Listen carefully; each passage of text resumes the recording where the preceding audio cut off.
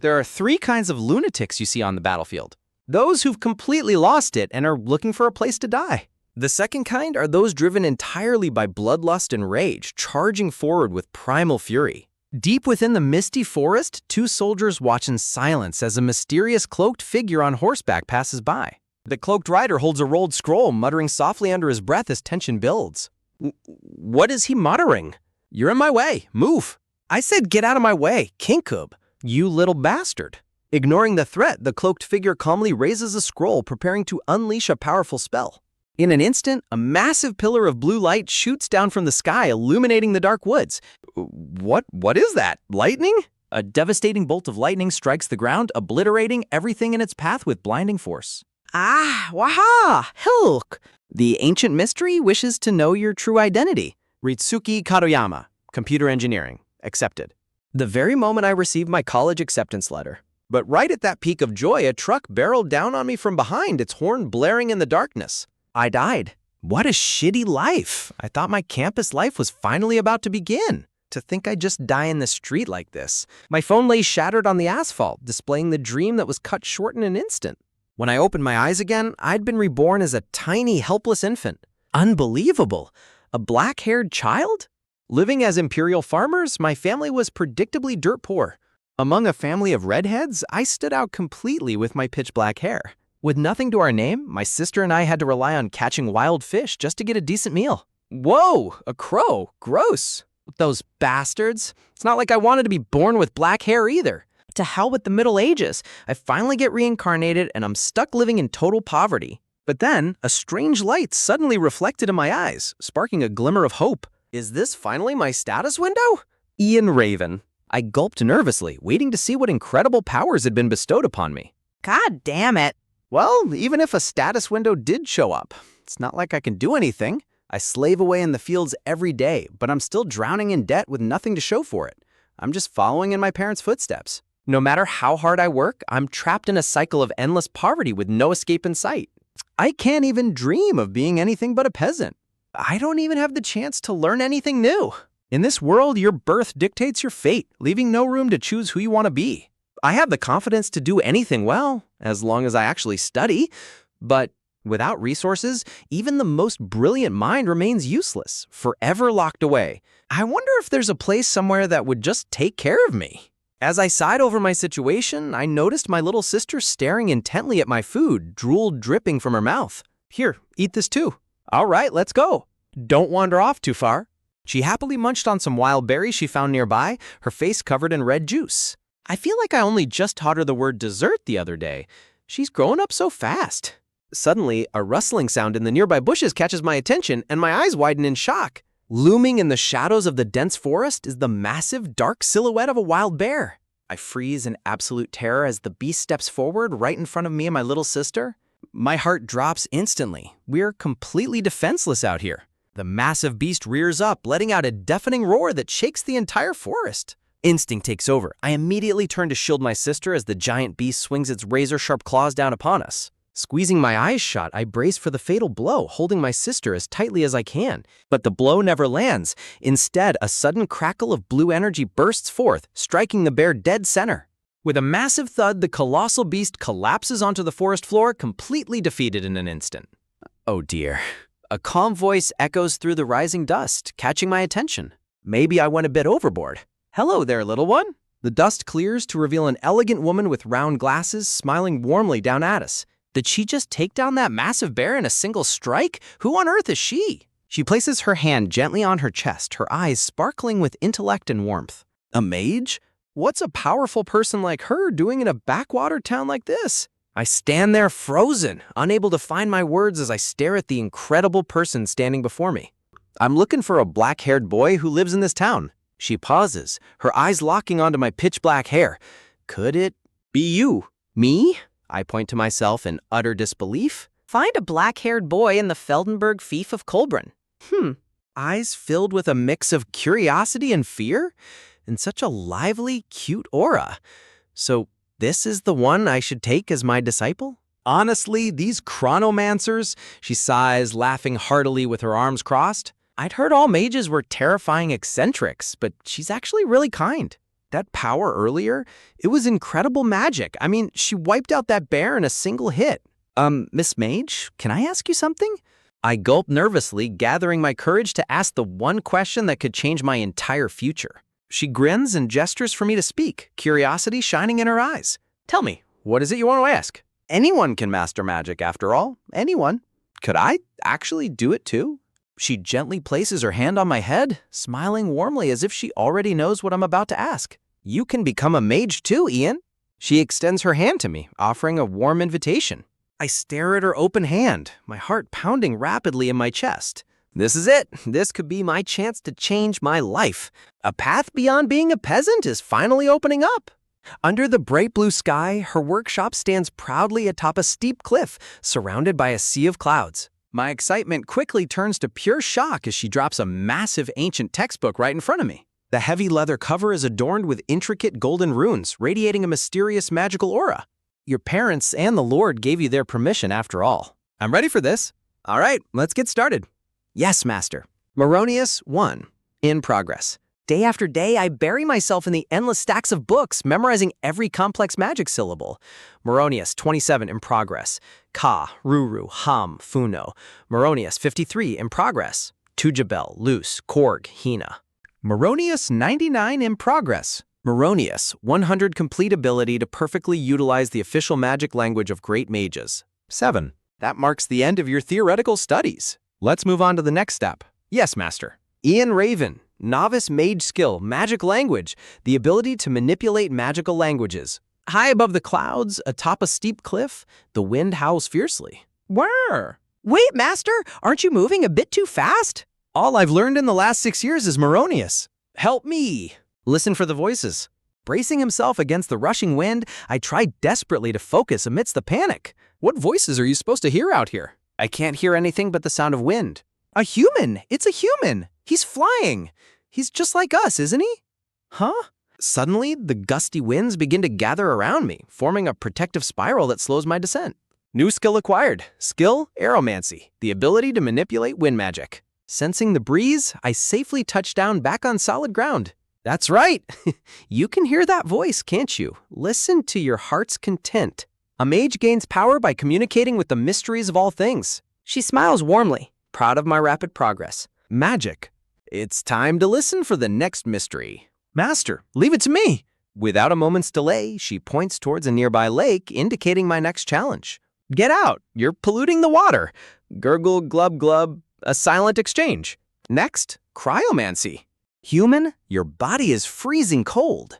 I find myself stuffed inside a wooden barrel in the middle of a freezing mountain blizzard, teeth chattering uncontrollably. Not bad, Ian. You're mastering these at an incredible speed. You're moving so fast I can barely keep up. With a sharp snap of her fingers, she conjures a blazing wall of fire right in front of me. The sudden intense heat forces me to fall back, shielding my face from the blinding light. My heart races as the raging flames dance before my eyes, radiating a terrifying power. Whoa, what's this? There's a human here. Can I burn him? Is it okay to burn him? Staring into the embers, I'm struck by a sudden wave of primal fear. Eventually, the training moves deep underground, where the damp, quiet darkness of a cavern surrounds us. Geomancy. This is the last one. What? Mother!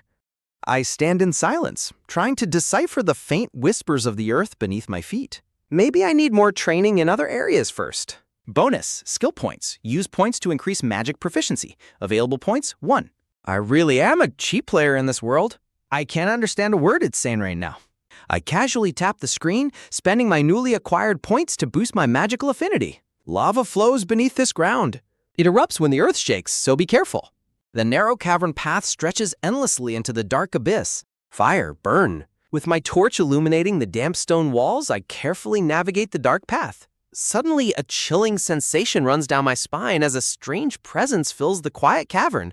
I gasp as a strange, ominous energy gathers directly above me, shaking the silence of the cave.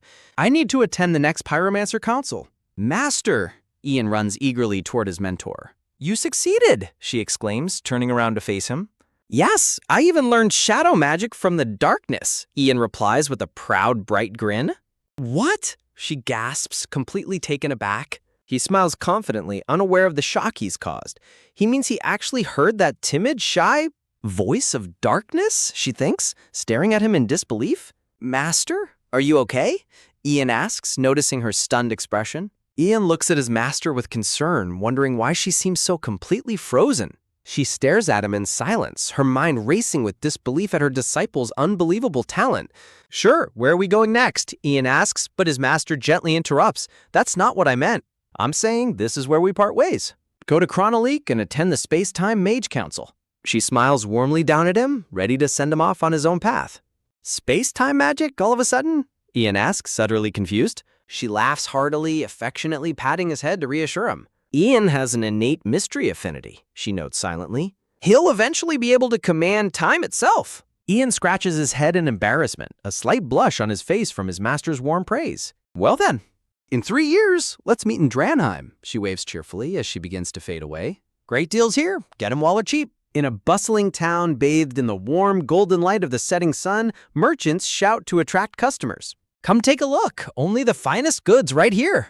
Clad in a new traveling cloak, Ian walks calmly through the crowded marketplace, taking in the sights.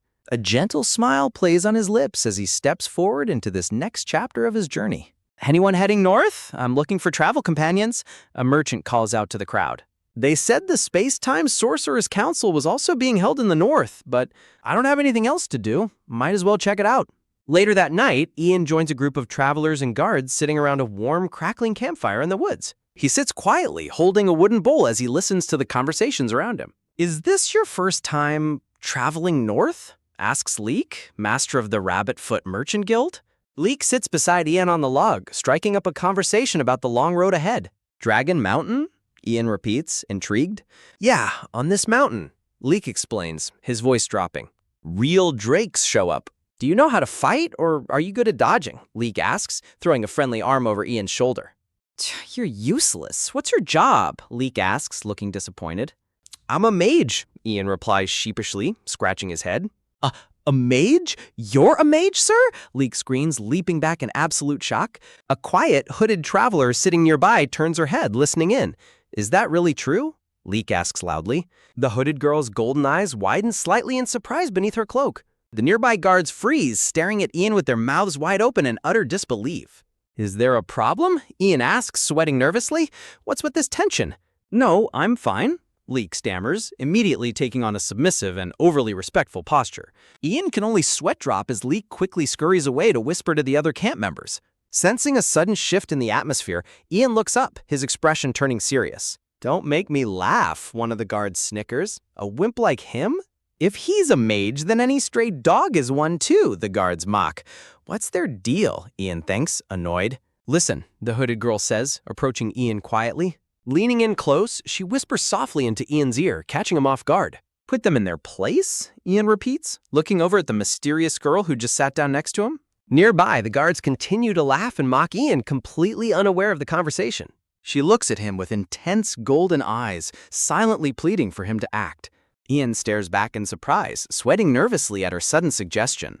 You're right, but how do I even do that? Ian wonders, staring at the guard cleaning the dishes. He watches in utter disgust as one of the guards literally spits into a wooden bowl to clean it. The guard then takes a dry leaf and calmly wipes the spit around, thoroughly polishing the bowl. Did he just spit on my plate? Ian thinks, his face pale with absolute horror. Suddenly, a violent tremor shakes the ground. An earthquake? The guard yells, dropping his pile of dishes in scattered panic. But as the shaking intensifies, he looks up, his eyes widening in pure terror as he realizes it's not an earthquake. Standing tall with a terrifying dark aura, Ian glares down at him. Why the hell are you spitting on my plate? The guard stammers, utterly paralyzed by Ian's overwhelming, frightening presence. Without a second thought, the guard drops to his knees and grovels, begging for mercy. I was just trying to polish the plate, the guard whimpers, making Ian's temper flare even more. Then use water to wash it, Ian roars, completely losing his mind at the sheer lack of hygiene. The guard glances up nervously, sweating as he tries to justify his actions. What did you say? Ian asks, his anger briefly turning into pure disbelief. You can't wash dishes with that stuff. It's full of lime, mud, and parasites, the guard explains matter-of-factly, pointing out how gross the river water actually is. Spit is much more hygienic, the guard finishes proudly, leaving Ian completely speechless and dead inside. Spit is much more hygienic, much more hygienic. Hygienic! Those horrifying words echo endlessly through the cold night sky. I can't believe this, the guard murmurs, watching Ian's soul leave his body. Medieval hygiene standards are just amazing, Ian cries out in existential dread as the guards watch him shake, asking nervously, Master Mage? Incensed by the sheer filth, Ian mutters a magic spell under his breath, Jasmine Lixie. Instantly, the campfire erupts into a towering pillar of raging flames, illuminating the entire camp in a brilliant red glow. What is this? The guards scream in terror, shielding their eyes from the sudden, immense heat. The mysterious hooded girl can only stare in complete shock, realizing just how powerful this mage really is. Breathing heavily, Ian stands with his face shadowed in absolute disgust. You filthy medieval bastards! Ian screams at the top of his lungs, chasing them down in an absolute fit of rage. Wah! The guards shriek, running for their lives. After the chaotic night finally settles down, a peaceful silence falls over the tents under the bright full moon. Are you sure Kathy went this way? One guard asks. No doubt about it, another replies, leading the group through the dark woods. Good! This time Kathy is all mine, he sneers with a flushed face, already celebrating his success. Oh, Founder, a voice calls out from the darkness as they spot a group standing ahead. The guard waves cheerfully, thinking his prize has finally been brought to him. But his smile quickly fades, his expression turning sharp and suspicious as he gets a closer look at the figure holding her. It is a mysterious masked man with short gray hair carrying the unconscious girl over his shoulder like a sack of potatoes. Who the hell are you guys? The guards demand, drawing their swords as they realize these are intruders. Gah! The guard gasps as a sudden arrow pierces his chest. You bastard! How did you kill my man? His comrade screams in a panic. The guard collapses dead onto the dirt as a group of masked assailants emerge from the shadows, swords drawn. Kill him! The guards roar, charging forward to cut down the masked intruder carrying Kathy. These weaklings, the masked man mutters disdainfully, entirely unfazed by their charge. Suddenly, Kathy's golden eyes snap wide open as she realizes she is being carried away. With a sudden surge of strength, she bites down hard on his shoulder with all her might. Yelping in pain, the masked man drops her onto the dirt road. Trembling, she scrambles to her feet while the attacker clutches his bleeding shoulder in anger. The target's running! Catch her! The masked leader barks as Kathy desperately flees into the dark forest. Back in his cozy tent, Ian lies sleeping peacefully on his cot, completely unaware of the chaos outside. Ugh, no spit, never, Ian mutters in his sleep, still deeply traumatized by the guards' hygiene standards. Suddenly, mystical magical wisps gather around him, whispering, Humans! The humans are coming! Ian sits up with a start, his eyes wide as he registers the warning. What is this? This presence? Ian murmurs, sensing a dark and dangerous energy approaching the camp.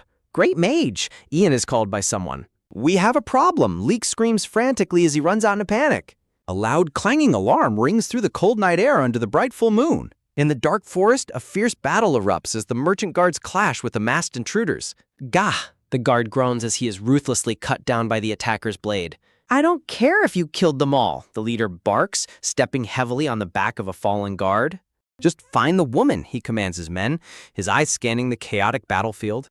Hiding behind a tree, Kathy trembles in fear, trying her best to stay silent as the attackers search nearby. What do I do? They're going to catch me, she whimpers, clutching her head in utter despair. Suddenly, a sharp steel blade slides past the tree trunk, stopping right beside her head.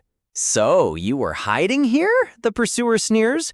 Kathy can only stare in silent terror. A twisted, malicious grin spreads across his face, enjoying his victim's helpless fear. It's the end for me, she cries out silently, squeezing her eyes shut. With a swift, lethal motion, he raises his sword to strike her down. But before his blade can land, his eye suddenly widens in absolute shock. A sudden, powerful burst of magical energy erupts, blowing the attacker back with incredible force. Stepping out from the darkness, Ian approaches with a calm but imposing presence, his magic swirling around him. He reaches out, gently taking her hand to help her up. Shh, come here. Stay close to me, Ian whispers reassuringly. Tearful but relieved, Kathy nods quickly, placing all her trust in him. Escorting her and the other survivors, Ian leads them through the dark woods in a single tight line. Great mage, we're ready, Leek whispers from the back of the line. Ian takes a deep breath, preparing to cast a powerful spell to secure their escape. Darkness, Ian mutters under his breath. Instantly, pitch-black magical clouds swirl around them, plunging the entire area into absolute darkness. What? The attackers stammer, completely blinded by the sudden blackness. Desperate to see, the intruders quickly light several torches to pierce through the magical gloom. Over here! Hot! It's me, you idiot! Then over here! I said it's me!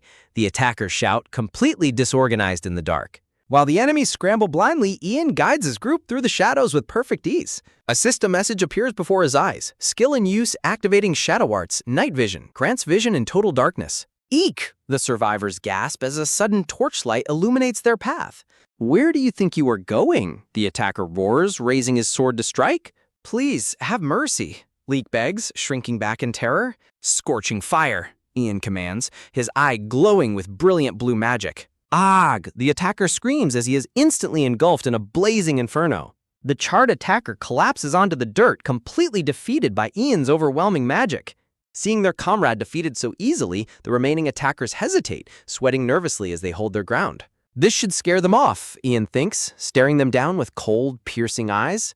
A mage! There's a mage over there! Everyone charge! The leader yells, running forward with his sword raised. But mid-charge, the leader suddenly freezes in place, his face turning pale with sheer terror. Huh?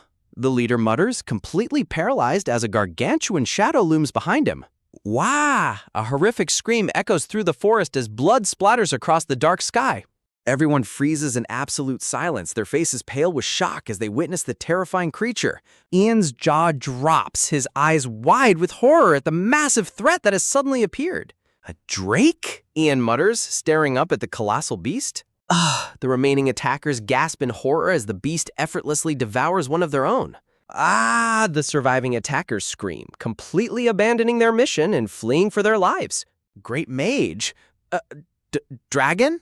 Leek stammers, tears of terror streaming down his face. I'm gonna get killed at this rate, Ian thinks, sweat dripping down its face as he faces the massive monster.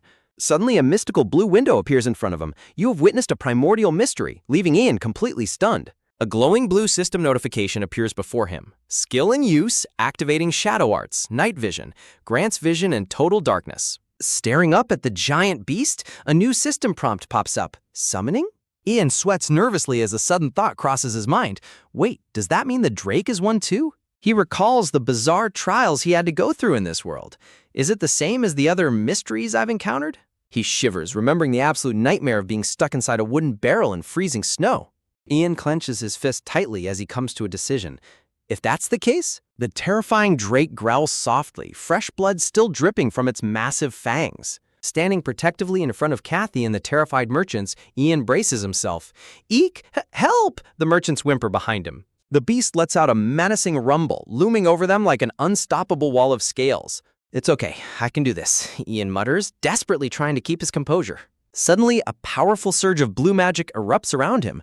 The mysteries have never let me down before. With absolute determination, Ian places his hand firmly over his chest. In a sudden, overly dramatic pose, Ian points his finger straight at the dragon, completely baffling Kathy and the merchants. Dropping into a chibi style, Ian holds up a sign with a red X and shouts awkwardly, "Friend, don't hurt! Fighting! Bad!" The dragon narrows its eye, looking utterly unimpressed by the tiny human's ridiculous display. Sweating nervously, the older merchant whispers to his companion, "I wonder what the dragon is saying." Ian keeps up his deadpan, serious facade, trying his best not to break character. But internally, he's screaming in sheer panic. Huh? What is it saying? Crap. Fortunately, another blue screen flashes to the rescue. You can use your points to level up the skill. Seeing his saving grace, Ian taps the system screen without hesitation. I'll dump them all into summoning. The system flashes with green plus signs. Summoning skill level has increased. Suddenly, Ian's eyes widen as a shift occurs in his mind. I can hear it! Extending a hand slowly, Ian calls out to the massive beast. Mr. Drake? Instantly, the beast's booming voice echoes directly inside his head. If you have something to say, then say it. Weakly laughing off the pressure, Ian can only sweat nervously as the beast glares down at him. He rests his hand on his chin, trying to sound as convincing as possible as he begins his telepathic negotiation. The massive blue drake glares at him, waiting to see what the tiny human has to say. The drake snorts, "A mere human fighting me? Preposterous!" But Ian quickly flatters him. "Exactly! I'd obviously lose in the blink of an eye. To someone as great as you, we aren't even worth the effort of dealing with." Watching Ian stand there in complete silence, the merchants whisper in confusion. Telepathy? Well? Kathy can only stare nervously, hoping that the young mage is actually managing to make a deal with the monster. The drake parts its massive jaws, preparing to deliver its response. Ian's face lights up with relief. Yes, I think it's working. But his hope is instantly cut short as the beast's expression turns terrifyingly cold. The drake roars furiously, the telepathic shockwave rattling Ian's mind. I happen to be in a very foul mood right now. Terrified by the beast's overwhelming aura, the merchants collapse to the ground, weeping and begging for mercy. Sweat dripping down his face, Ian realizes things are going south fast. Damn it. A panicked thought races through his mind. What do I do? He translates the beast's words internally.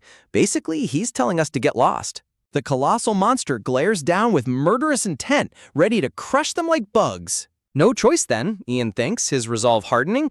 If it's come to this, I'll just have to face him head on. The massive beast narrows its orange, slitted eyes, sensing the sudden shift in Ian's aura. The drake sneers down at them from his towering height. Why the hell should I tell a human like you anything? The drake's ears twitch with irritation as he looks down at the defiant mage. You arrogant brat, the drake growls, stepping closer as his shadow completely engulfs them, as if a mere human could do anything for me. But despite the terrifying words, a slight knowing smirk plays on Ian's lips. Suddenly, the wind howls through the trees as a heavy rain begins to pour over the dark forest pool. Kathy and the merchants look up in shock, completely drenched by the sudden downpour. The drake's eye widens slightly, surprised by the sudden change in the atmosphere. Ian stands proud and tall, a brilliant, glowing aura of wind and magic swirling around him as he prepares to unleash his true power. The drake bares his fangs, ready to face this fearless human head-on. Ian smiles gently, surrounded by swirling blue magic. I am but a humble mage, a seeker of the mysteries. That is why I wish to offer what little help I can to you, Mr. Drake. The giant blue drake narrows its slitted eyes, staring down at Ian with a quiet, thoughtful hum. Ian stands confidently as his blue magical aura flares around him. Now then, let the negotiations begin. A cold breeze sweeps through the dark forest pool, rustling the leaves as the two prepare to negotiate in the tense silence. Looking up at the colossal beast under the glowing full moon, Ian senses a sudden shift in the air. His bloodlust is gone. Ian lets out a massive sigh of relief in his chibi form. Whew, I'm out of immediate danger for now. Resting his chin on his gloved hand, Ian ponders his next move. A creature like him probably doesn't have many needs, but I can't exactly make any weird demands either. Suddenly, his eyes widen in pure shock as a crucial realization flashes through his mind. He recalls the words of his master, you cannot use magic without communicating with the mysteries. That's why the relationship you build with them is so vital, she had lectured, while Ian sat there scratching his head in confusion. Whether as friends or as subordinates, every mystery is different, so it's essential for a mage to understand their feelings. Back in the present, a mischievous, confident grin spreads across Ian's face. Now then, let's see if I can play this drake like a fiddle. He quickly summons his system status screen, searching for any clues or details on how to deal with the dragon. As he scrolls through the informational tabs in his mind, a specific guide on how to win over dragons catches his eye. His eyes narrow with intense focus as he reads the unexpected instructions. Huh? Alcohol? Ian blinks in disbelief as the screen reads, first, give them some damn good booze. The bigger the body, the stronger the drink should be. Intrigued, Ian taps the next part of the screen to reveal the next step. And then, gulping nervously, Ian sweats as he waits for the system's final piece of advice. And then, the system reveals the ultimate strategy with absolute fanfare. Suck up to them like crazy. Ian stands frozen in absolute disbelief, his mind completely blank as a literal crow flies over his head in the awkward silence. Ian collapses onto his hands and knees in despair. No way, for an introvert like me, that's impossible. While the drake looks down, utterly baffled, thinking, what is an introvert? Stealing his resolve, Ian forces himself back up. No, I have to win over Mr. Drake first. That's the only way I'll find an opening. The blue drake stares down at the young mage, waiting to see what his next move will be. Taking a deep breath, Ian addresses the massive beast with forced confidence. The drake's booming voice rumbles in agreement. A gift? Fine, bring it here. Ian turns back to the terrified old merchant, who flinches in surprise. Yes? Hurry, Ian commands, urging them to act quickly before the beast loses its patience. The merchants quickly bring forward their cargo, a wooden crate filled with premium bottles of strong alcohol. Ian prepares 2 large wooden mugs on a wooden barrel. The giant drake scoffs at the offer, glaring down with irritation. That's a pretty pathetic gift. The bottle is way too small. While Ian keeps a polite smile on his face, his inner self is screaming in absolute rage. Huh? What are you complaining about? Swallowing his irritation, Ian carefully uncorks one of the bottles and pours the strong, glowing liquor into the wooden mug. He holds the overflowing wooden mug high with both hands, presenting it to the dragon. The giant beast leans in and immediately pinches its nose in disgust. Ugh, what is this smell? The drake's aura flares dangerously red, glaring down with deep suspicion. Mage, you aren't plotting something, are you? Ian's sweat drops, smiling nervously while the terrified merchants behind him pray for their lives. Of course not. To prove it's completely safe, Ian lifts the wooden mug to his own lips and takes a massive gulp. The merchants watch in absolute horror, knowing just how potent that brew really is. Ian immediately gasps for air, coughing as the burning liquid hits his throat. That's some strong stuff. The blue drake observes him closely, still holding his snout. I see. The smell is pungent, but Ian smiles reassuringly, offering the mug once more.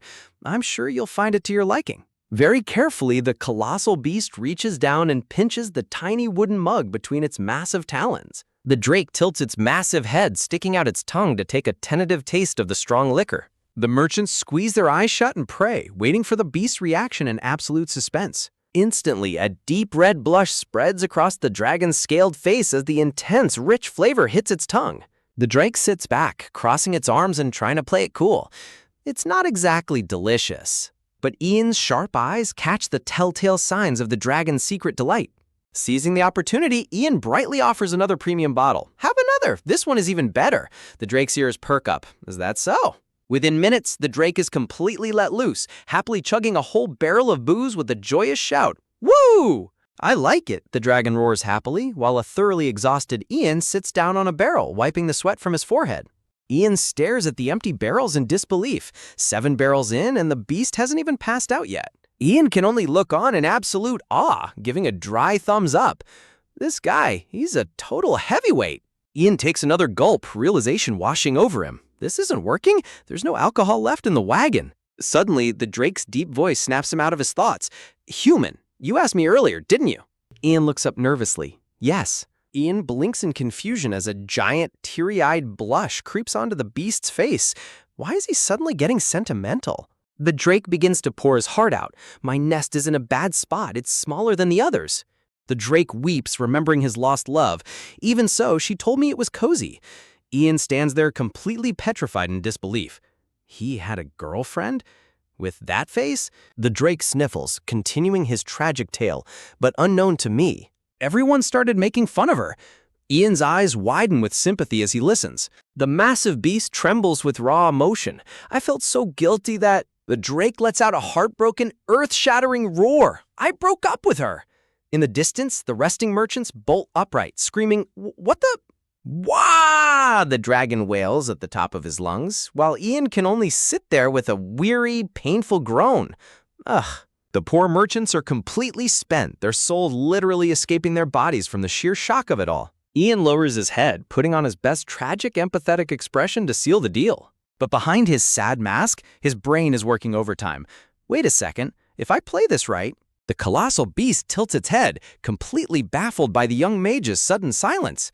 Ian slowly stands up, preparing to make his final decisive pitch. The drake sniffs, looking down at the small human. Huh? You? Ian smirks confidently in the shadows. Yes, but in exchange... Looking up at the colossal beast under the glowing night sky, Ian asks, would you do me one small favor? The next morning, a bright sun rises over the lush forest, bathing the peaks in golden light. Peace has finally returned to the wilderness, and the terrifying ordeal seems to be over. Ian walks along the forest path, reflecting on the bizarre turn of events. Nearby, the old merchant is still fast asleep, peacefully snoring away the morning. The merchant mumbles happily in his sleep, blushing deeply. I missed you too. Before Ian's blunt voice cuts in, excuse me? A massive red vein pops on Ian's forehead as his patience runs thin. Ian snaps, yelling at the old merchant, who practically jumps out of his skin with a terrified gasp. Ian glares down at him with an aura so terrifyingly dark, it could rival any dragon's wrath. Whoa! The old man screams, tumbling backward in absolute terror, while his companion can only look on in confusion. The merchant crashes directly onto Kathy, sending them both sprawling onto the grass with painful groans. Ugh, gah! Rubbing her aching head, Kathy groans in annoyance while the old man mutters a nervous apology. The merchant nervously asks, Great mage, what happened here? While Ian remembers how he had to drag their entire heavy wagon by himself while they slept. The merchants gasp in absolute shock, a pixelated middle finger practically floating over Ian's head. No way, you handled everything while we were out? Kathy asks anxiously, Did Mr. Drake come to his senses? Ian replies dryly, No, it's waiting up above. The merchants instantly freeze, hugging each other in sheer panic. Wait, is it waiting to eat us? No, Ian sighs. Ian keeps a perfectly calm, serious face as he explains the deal. Kathy stares at him in sheer disbelief, her heart pounding with worry. To think you sacrificed so much for us. They weep with sparkling eyes, while Ian's sweat drops. I wonder if I did something unnecessary. Ian recalls his bargain. I told him I'd fix his nest if he let you all go, but raising a dramatic finger to the heavens, the old merchant bellows, Ian Heredis Raven. Ian flinches, a wave of profound embarrassment washing over him. They burst into a literal performance, a song with all our soul, louder than a drake's roar. Ian stands there with crossed arms, completely mortified. This is bad. So cool, amazing, scold him, they chant, completely caught up in their own dramatic performance. Where did all that rage go? Finally, he brought Mr. Drake to his knees. They imagine Ian as a legendary dragon-slaying hero standing victoriously atop the colossal beast. Overwhelmed by a wave of pure emotion, the merchants cry tears of joy, cheering for their savior. They salute him with absolute loyalty. We will protect you with our lives, that is all. Ian points a stern warning finger back at them, and don't go on without me. As Ian walks away, the old merchant yells out with absolute devotion, Don't you worry, we're two halves of the same soul now. Kathy watches with relief as the merchants finally get back on their feet. All right, first, let's do a head count, one of them calls out, and the others eagerly respond, Sir. Kathy glances sideways with a sharp, suspicious look in her bright yellow eyes, observing the area closely. Ian looks up in absolute awe at the towering beast. Whoa! The colossal beast suddenly gets right in his face, growling menacingly. What's with that look? You better not be backing out now. Ian quickly waves his hands in panic, exclaiming, I'm not backing out, I was just taking a look. Weariness washes over Ian as his stamina bar plummets into the critical red zone. I'm already exhausted, and using Maronius has taken its toll. My stamina is tanking. Looking at the narrow cave entrance, Ian sighs. Let's just get this over with so I can rest. If I push back these jagged rocks and straighten the walls, it should be plenty spacious. Taking a deep breath, Ian closes his eyes and concentrates his remaining magical energy. He parts his lips, preparing to cast the spell to alter the cave's structure. Suddenly, a familiar rumbling voice echoes from the glowing earth. You again, human? Ian keeps his composure and replies, I have a favor to ask. But the spirit of the earth immediately dismisses him, grumbling, Not interested, I'm busy. Ian's sweat drops, a weary sigh escaping his lips. Ah, it really hates me. The giant drake looks down and asks, Well, how'd it go? Ian crosses his arms, looking defeated. The earth refused to talk to me. I'll try asking again once it's in a better mood. Deep down, Ian's sweat drops anxiously. It'll probably just get mad again, though. The drake sighs in resignation. If the earth itself rejects you, there's nothing to be done. Ian looks up, surprised by the colossal beast's suddenly calm and understanding demeanor. The giant dragon lowers his head in deep melancholy. I guess she just wasn't the one for the great me. Thanks for trying, even if it was for someone like me. Seeing the mighty beast so heartbroken, Ian can't help but feel a pang of sympathy. Drake. Under the starry sky, the dragon asks, Mage, what is your name? The dragon introduces himself with a warm, genuine smile. And I am Drake Longtail. Let's be friends. Baffled but touched, Ian reaches out to gently shake the massive claw. Longtail. Under the warm glow of the cave entrance, an unlikely friendship is forged between a young mage and a legendary colossal drake. Looking down at his glowing system screen, Ian feels a wave of guilt. I got the skill, but I feel bad that I can't do anything for my friend in return. Ian watches Longtail, racking his brain to think of a way to truly help his new friend. Suddenly, the giant dragon gestures proudly to his staggering hoard of golden coins and sparkling jewels, grinning from ear to ear. The glittering pile of endless gold and priceless gems shines so brightly it practically illuminates the entire cave. A brilliant idea suddenly sparks in Ian's mind. It's a shame. If the earth saw these jewels, it would listen to my request in a heartbeat. Ian crouches down and picks up a particularly radiant, multicolored crystal that sparkles with pure magic. His eyes widen in excitement as he realizes his plan might actually work. Ian turns back to the giant beast with a nervous grin holding up the jewel. Longtail, do you mind if I act a little greedy with these? Drake Longtail tilts his head in utter confusion, blinking. Huh? Greedy? Ian carefully places the precious glowing gemstone right in the center of a massive, intricate magic circle drawn on the dusty cave floor. A confident smile spreads across Ian's face. I nearly forgot the method Master taught me. The magic circle glows with a bright blue light as Ian prepares to offer the tribute. I just have to offer it a gift through a magic circle. Standing ready, Ian prepares to cast a spell. Now let's go. Summoning every ounce of his remaining magic, Ian roars, "Summon!" The booming voice of the earth spirit echoes through the cave, demanding, "You're going to summon it for me, right?" The haughty spirit laughs mockingly, as if I'd let you summon anything, leaving Ian to sigh wearily. But the moment the gemstone's rich mana touches the magic circle, it erupts in a blinding, brilliant blue flash, accepting the offering. A massive pillar of swirling magical runes and energy surges straight up through the cave ceiling, shaking the very foundations of the mountain. The jagged, rocky walls of the narrow cave begin to crumble and realign under the earth spirit's newly cooperative power. Bright daylight floods into the newly transformed cavern as the ceiling opens up into a gorgeous, breathtaking dome. Longtail stares in absolute open-mouthed shock at the incredible sight before him. The colossal dragon's eye sparkles with pure, childlike wonder and sheer delight as he takes in his brand new home. Looking around the breathtakingly majestic new cavern, Ian can't help but gasp. The magic circle vanished? Longtail's eyes instantly turn into giant watery hearts as he squeals in absolute adoration, leaving Ian to smirk proudly at his successful masterpiece. The grand, temple-like arches of the transformed nest are truly magnificent. It's huge. How stunning. Longtail swoons, inhaling deeply. It smells so good. Leaning down with sparkly eyes, the excited Drake asks, "Ian, do you use magic to create this scent too?" Ian sweat drops, replying sheepishly, "No, I..." Overjoyed, the massive beast grabs Ian in a tight, crushing hug, happily fantasizing about his future. "Now I'll never have to feel ashamed in front of her again. I won't even worry after we have children." Suffocating in the dragon's giant embrace, a thoroughly exhausted Ian can only gasp, "Anyway, I'm just glad you liked it." Ian staggers as his strength gives out completely. Touching his head in confusion, Ian mutters, "What is this?" while Longtail watches him with a puzzled expression. Bleeding heavily from his nose, Ian groans in pain as his vision begins to blur. Panic fills the giant Drake's eyes as he yells, "Why? Hey, are you okay? You're bleeding." Completely out of energy, Ian's eyes slip shut as he collapses onto the cold stone floor. The desperate cry of the dragon echoes through the cavern, "Igni!" Longtail quickly scoops Ian up, crying out in panic, "My king, pull yourself together, Ian!"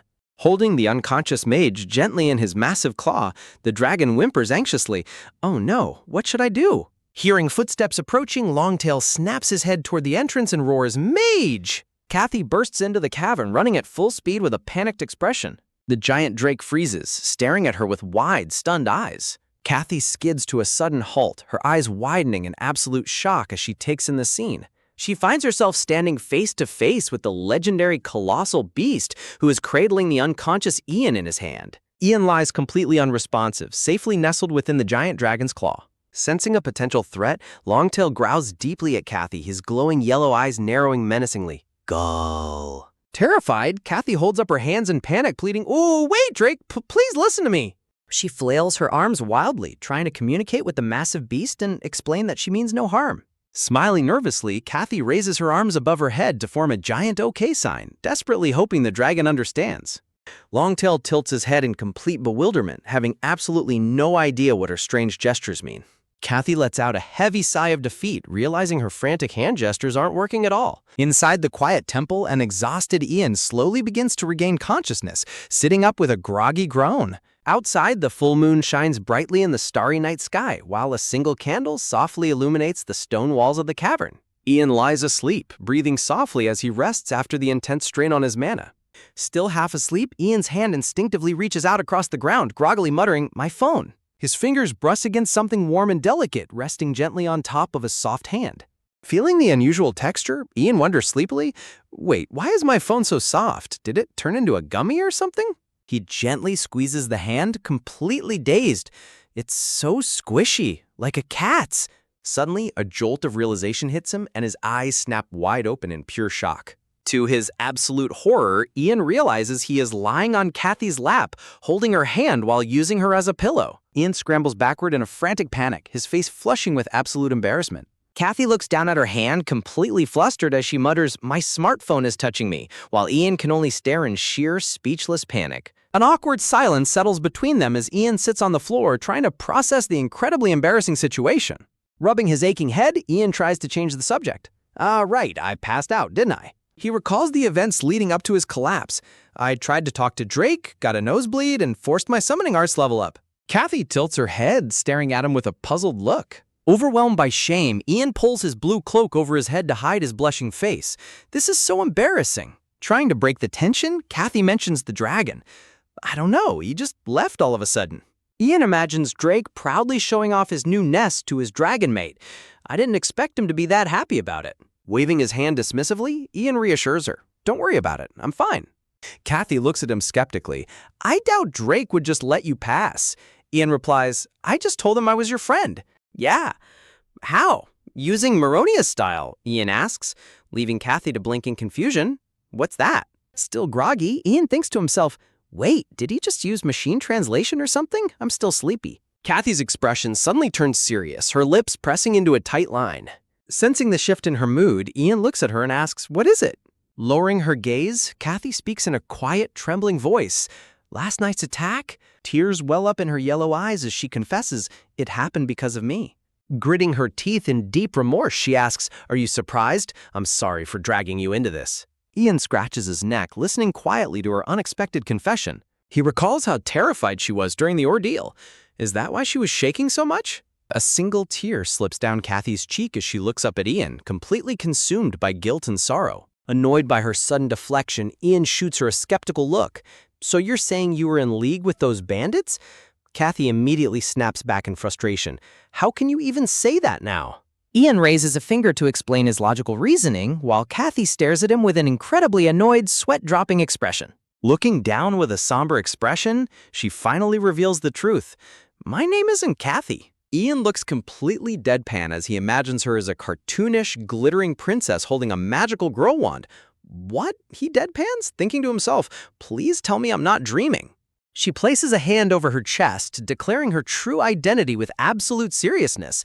My real name is Lucy, Lucy of the Talion family, a noble. Ian blanks, absorbing the information. Fiancé? Realizing what he might be thinking, Ian sweat drops and wonders, is this some kind of lover's quarrel? While Lucy frantically objects, what's with that look? It's not what you're thinking. Lucy turns her head away, her expression softening into deep sadness as she prepares to share her painful past.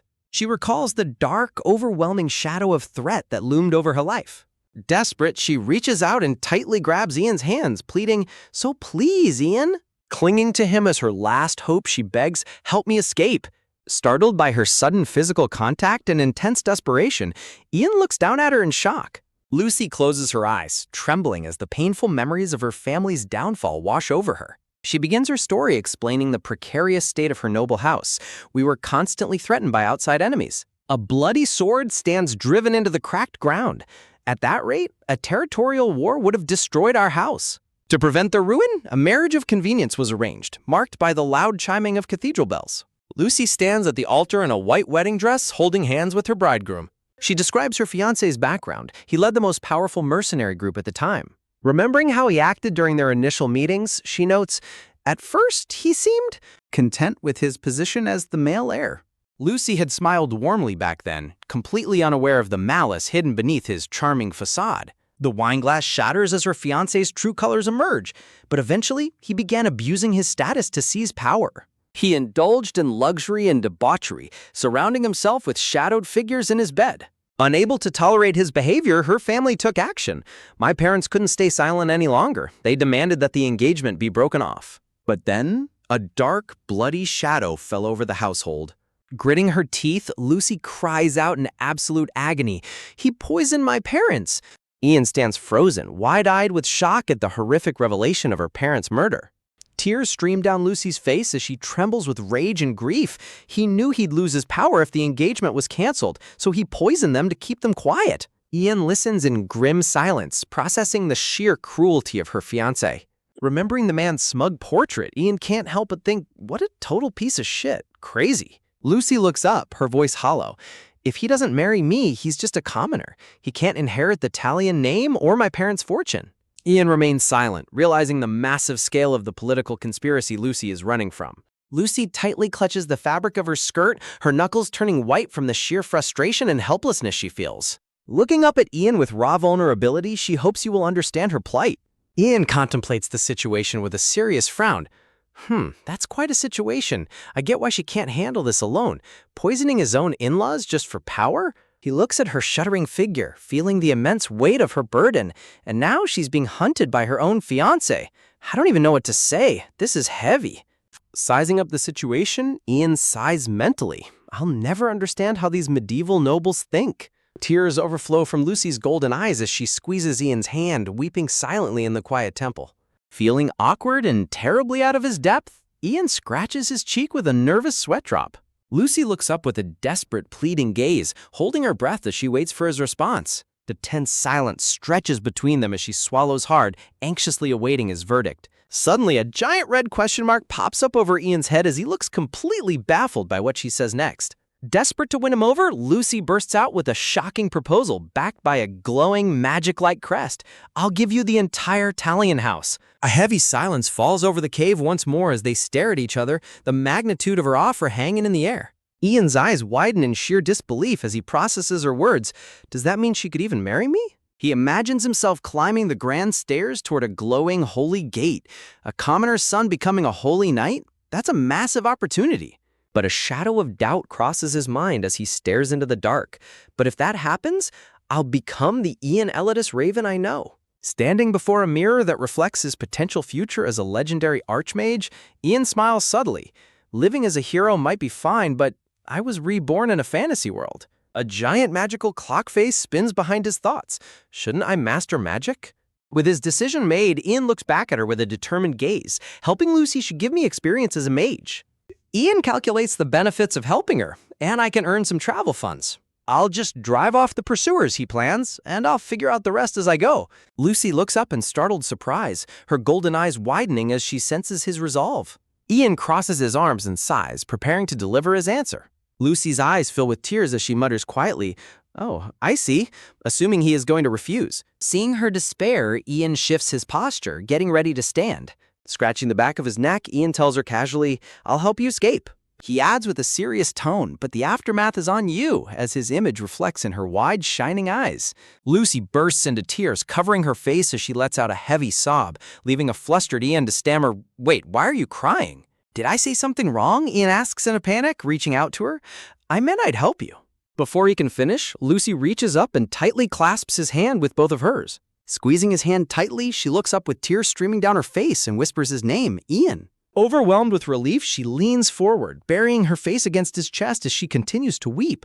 Ian stands frozen, completely caught off guard by the sudden embrace, but he quietly lets her release her pent-up emotions. He gently pats her head to comfort her, the soft light of the cavern wrapping them in a warm, quiet embrace. The next morning, the bright sun shines warmly through the lush canopy of the forest, accompanied by the cheerful singing of birds. Outside, the giant drake is living his absolute best life, lounging peacefully on a makeshift wooden beach chair while wearing a pair of stylish sunglasses. Hearing footsteps, the drake lowers his sunglasses and grunts, "Hmm?"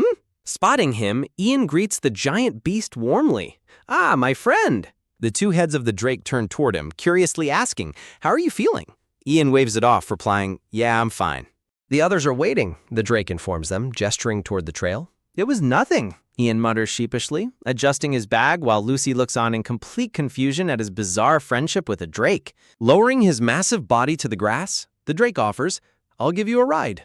"Thanks, Longtail," Ian says with a grin, easily climbing onto the beast's back while Lucy watches in absolute disbelief. She stands frozen, completely flabbergasted by the fact that Ian just casually nicknamed a terrifying boss monster Longtail. The drake suddenly turns its massive head toward her and growls, "You get on too," sending a jolt of pure terror through Lucy. Ian gently pats the drake's side and chides, "Hey, Longtail, don't be so mean to her." The drake blinks, confusedly rumbling, "Huh? That's not it?" Lucy can only stare with wide, blank eyes, her mind completely short-circuiting from the sheer absurdity of the situation. Seeing her hesitation, Ian extends a reassuring hand down to her. He gives her a warm, encouraging smile, inviting her to trust him. Swallowing her fear, Lucy reaches out and firmly grasps his gloved hand. With Lucy safely secured behind him, Ian smiles and declares, "All right, let's head out." With a thunderous rumble, the massive drake bounds forward, carrying them swiftly through the sunny forest. Meanwhile, deep in another part of the forest, an anxious voice shouts, "Come on, we have to go." The merchants stand panicked by their carriage as one of them argues, "You saw it with your own eyes. The mercenaries we came with were wiped out." He clenches his fists, trembling with anxiety as he urges the others to flee before it's too late. The other merchant crosses his arms, looking equally pale and stressed as he tries to reason through their dire situation. "You think bandits would just wander aimlessly in a forest full of drakes?" they argue, their voices cracking under the immense pressure. Desperate for a decision, they both turn toward their leader and call out, "Master Leek!" Clearing his throat with a calm composure, Master Leek mutters, "Ahem." Suddenly, his eyes snap wide open with intense authority. He raises a single finger, radiating absolute confidence as he prepares to drop some legendary wisdom on his subordinates. Overjoyed by his seemingly profound composure, the merchants praise him. "We'll follow the guildmaster's lead," while cheering, "As expected of you." He's the man who defeated a drake. There's no way he's dead, they think, placing all their faith in Ian's survival. He must have run into some trouble and got delayed. Master Leek puffs out his chest proudly, basking in the absolute admiration of his crew. But in reality, they had already been captured. "We were attacked by bandits," Master Leek laments on his knees, covered in bruises as he silently weeps. "I should have just run for it." "Hey, stop your whimpering," the one-eyed bandit leader barks, threateningly raising his hand. "Or I'll end you right now," he growls, pointing a sharp blade at them, while the terrified merchants wail, "Ah, please spare me." Grinning maliciously, the leader commands, "Then hand over the woman." The merchants blink in pure confusion, stammering, "The woman?" Grabbing the merchant's collar, the eye-patch-wearing bandit leader barks threateningly, "Don't even try to play dumb with me." Trembling in fear, the bruised merchant stammers out, a blue-black-haired..." The merchants recall the mysterious girl, imagining her gentle, golden-eyed gaze and her dark blue-black hair. The bandit leader turns to his men and orders, "Hey, hurry up and find Kathy," while the terrified merchants look around in confusion, muttering, "Where did she go?" The kneeling merchants, covered in bruises and bumps on their heads, gasp as they realize their carriage passenger has completely vanished from the spot. Grinning maliciously, the eye-patch-wearing bandit draws his sharp sword, preparing to execute them. Clinging to each other in absolute terror, the merchants wail, "Eek, help us!" In that desperate moment, a loud rumble shakes the forest as someone yells, "Mage!" Hearing the sudden noise, the bandit leader stops in his tracks, looking back in alarm. What is that? Overjoyed and weeping with relief, the merchants assume Ian has arrived to save them, clasping their hands in prayer. The bandit leader breaks into a cold sweat, muttering, "A mage?" Suddenly, the earth shakes violently as the leader points ahead, warning, "Hey, look over there!" Bursting through the foliage, Ian and Lucy ride atop the fearsome blue drake, charging straight toward them. Squinting at the oncoming beast, the bandit leader asks, "Isn't that the woman?" as his subordinate tremblingly replies, I think so." But as they look closer, a wave of dread washes over the bandits. But what she's riding right now? The giant drake glares down at them, its crimson eyes glowing with pure bloodlust and fury. The bandit leader freezes in place, his face turning pale as he stammers in sheer horror. In a panic, the bandits completely abandon their weapons and flee for their lives, screaming as they scatter into the woods. After the dust settles, a gentle breeze blows under a clear blue sky as someone says with relief, "I'm so glad you're safe, Kathy." Standing before Lucy, the merchant master gestures dramatically, saying, "Those bastards would have done something terrible to you. If it weren't for your help, I don't know what would have happened." Another merchant crosses his arms, looking puzzled. But how did those men know about Kathy? Ian stands nearby, listening to their conversation in silent contemplation. Hearing her fake name, Ian thinks to himself, "It's been a while since I heard that name." Ian reflects on the state of the world's faith, the dominant religion of this world, the Church of the Heavenly God. Their doctrine forbids enslaving fellow believers, but traffickers and slavers abandoned those commandments a long time ago. Looking at Lucy, Ian's expression turns serious. They still won't give up on Lucy. They're persistent pursuers. Is he really that desperate to marry her? He imagines her fiancé's soldiers relentlessly hunting her down. This is bad. At this rate, they'll eventually catch her. Remembering his conversation with the drake, Ian asks, "Of course, name it." Ian had given the beast a clear directive. "You can kill them if you have to." The giant drake had agreed, its eyes glowing. "If it is my friend's wish, I will do so gladly." With those orders, the massive beast bounded back into the wilderness to deal with their pursuers. Looking up at the sunny sky, Ian resolves himself. This is a medieval fantasy world where killing is a daily occurrence. If I want to survive in this world... Suddenly, a sharp pain shoots through Ian's head, making his vision blur. Ah! He clutches his forehead in agony, wondering, did I overdo it with God Moronius's power again? Lucy rushes to his side, asking in deep concern, Ian, aren't you pushing yourself too hard? While he weakly replies, I'm fine. Squeezing his arm, she tells him flatly, you don't look fine at all. While the merchant master looks on from behind, his eyes shining with sudden curiosity. The merchant master strokes his chin thoughtfully, a speculative grin forming on his face as he watches their close interaction. Flustered by Lucy's touch, Ian holds up a hand, trying to reassure her as she looks at him with worried eyes. Later, they ride peacefully in the back of the merchant's carriage, the sound of the wheels creaking along the dirt road. As Ian rests, his eyes suddenly snap open as if sensing something. A system message pops up before him. Your Drake has eliminated a human. That's the 11th one already. Ian contemplates the system notification. It's convenient that summoning arts gives me automatic reports. He casually dismisses the holographic window with a wave of his hand, but it's a shame I can't summon him right in front of me. Hearing a soft voice, Ian looks over as Lucy calls out, Ian. He recalls his telepathic link with the Drake, who reported, yes, I've driven off every human in sight, while burning the pursuers with his breath. Ian smiles warmly, thanking him mentally. You really saved us. The Drake grins back. It was nothing, if it makes my friend happy. Remembering their farewell at the mountain peak, the Drake had asked, are you leaving already? And Ian replied, yeah, it's hard to say goodbye, but this is it. Thinking back to their fun memories of sharing drinks and looking at treasure, Ian sighs. Longtail can't leave these mountains. It's a shame I can't see him one last time. He remembers his final smile to his massive friend. The pleasure was mine. The Drake suddenly remembers something and says, oh, that's right. Ian blinks in surprise, murmuring, huh? They finally arrive at their destination, the bustling port town of Riverville. Reflecting on his conversation with the Drake, Ian muses, a phoenix, huh? The Drake had told him, rumor has it a frost phoenix lives in the northern mountains. Why not go see for yourself? Its feathers are said to be clad in frost, freezing everything they touch. It's known as the ice phoenix. A magnificent white bird with blue-black accents on its wings, flying majestically through dark clouds. It is recognized as one of the highest-ranking mythical beasts in existence. Looking up at the clear sky, Ian wonders, I wonder if I can make it my summon. Suddenly, the merchant master and his men run over, joyfully calling out, Sir Mage! The merchant master beams and asks, would you like to come with us? Ian considers the offer, thinking, it's probably best if she doesn't catch the eye of high-ranking nobles. The merchant eagerly leans toward her, pleading, Kathy, if you have nowhere else to go, come with us, while Lucy stammers nervously, Before she can struggle to find an excuse, Ian suddenly wraps a protective arm around her shoulder. Sorry, but she's already with me, Ian declares casually, asserting his claim while Lucy's cheeks turn bright red. The stunned merchant's jaws drop in complete shock as they stammer, Where? Lucy stares up at Ian, her heart racing as her face burns a bright crimson. Leaning her head against his shoulder with a sly grin, Lucy plays along, saying, Whew, I'm a little tired. The young merchants crumble in despair, their romantic hopes completely shattered right before their eyes. Meanwhile, the older merchant master bursts into a hearty laugh, saying, They really are together.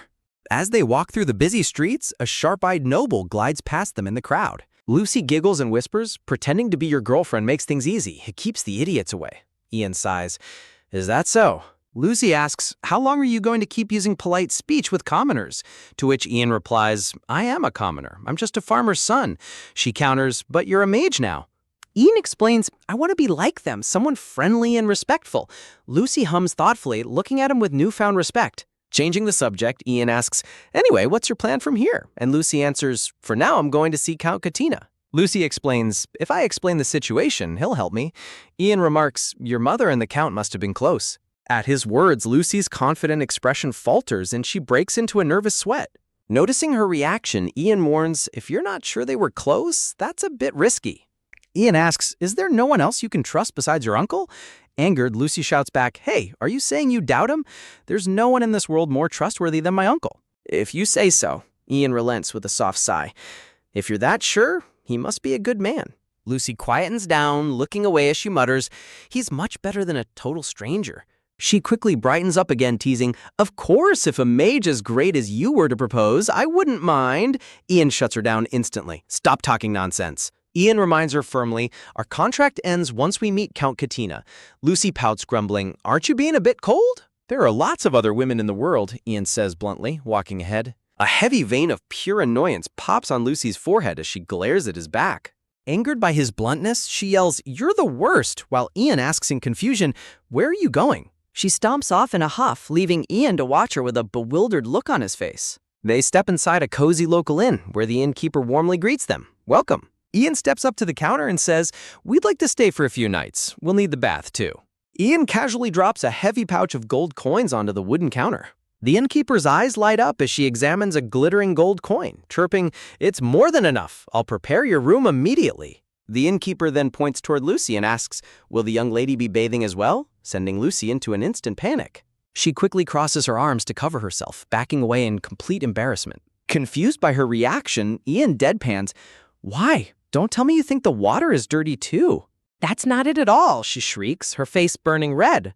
Ian can only blink in complete bewilderment.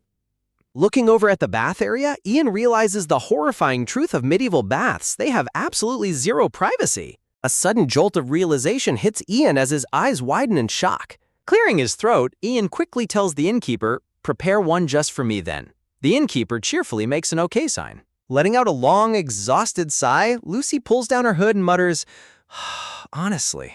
But the moment her stunning face and beautiful hair are revealed, every man in the tavern turns to stare, their eyes filled with sudden, intense lust. Realizing the danger of having her face exposed to a room full of rowdy men, Ian's expression turns dead serious. Ian urges her sharply, "Lucy, put your hood up." Lucy defiantly huffs back, "Call me Kathy." Without wasting any time, Ian grabs her hood and forcefully pulls it back down over her head. As Ian pulls her hood down, Lucy grumbles in annoyance, "Geez, he's so annoying," while the suspicious patrons continue to watch them. Seeing her stunning face, even for just a split second, the rowdy tavern patrons grin with dark, lustful intent. Outside the inn, the murmurs of the rowdy patrons can be heard as one of them whispers, "Did you see that woman just now?" One of the men sighs with a starry-eyed grin, "I've never seen a beauty like her in my life." The leader of the group smirks, hatching a sinister plan.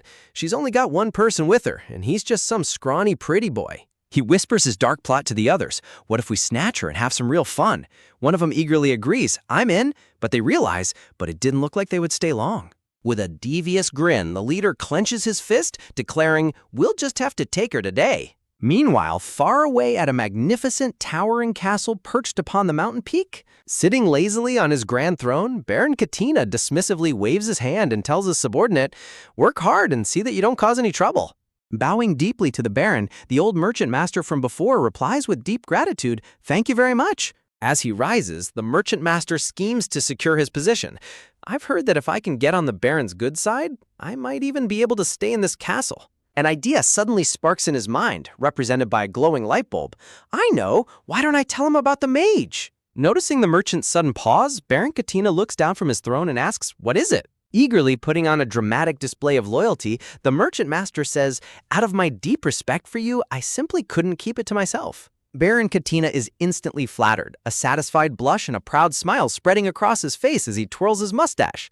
The merchant master excitedly reveals, "The truth is, I encountered a mage during my travels." He dramatically reenacts the events with chibi gestures. "He did this, and then he did that. He even did this to save us all," while the Baron listens with mild interest, thinking, "Oh, that is impressive." The merchant master raises his finger, prepared to reveal the most shocking detail about the mysterious mage. But the moment the merchant master finishes his explanation, Baron Katina's smug expression instantly morphs into absolute horror. A cold sweat breaks out over the Baron as he trembles in fear. This is bad. If a temperamental mage gets offended and unleashes a drake on my territory, he imagines a terrifying silhouette of Ian casting a dark, destructive shadow over his entire domain. His mind spirals into even deeper despair. No, things might get even worse than that. Because right now in this territory, there's already a group of complete lunatics here. The Holy Order of Santiago. Driven by their devotion to God, they took up arms, part monk, part martial artist. They ignore wars to hunt for demons and monsters, the self-proclaimed guardians of humanity. But if those Santiago Knights and this Drake-using mage were to cross paths somewhere in my lands, he imagines a catastrophic apocalyptic clash that would reduce his entire territory to absolute rubble. The terrifying thought of such a disaster sends a visible shiver down the Baron's spine. Panicking at the thought of his territory being destroyed, the Baron jumps up and yells in a frenzy. His butler quickly bows, replying, "Yes, Your Excellency." Pointing a dramatic finger, Baron Katina orders his butler, "Give this man a room." Clasping his hands nervously and sweating profusely, the Baron continues to issue his frantic commands. From the castle's highest tower, his desperate voice echoes across the courtyard. "Bring them here before any trouble starts." Meanwhile, back at the cozy local inn, Ian and Lucy are quietly enjoying their warm bowls of soup and bread. The tavern is bustling and chaotic, with a hungry patron yelling at a tired waitress, "Where's my food?" Holding her tray, the exhausted waitress sighs heavily.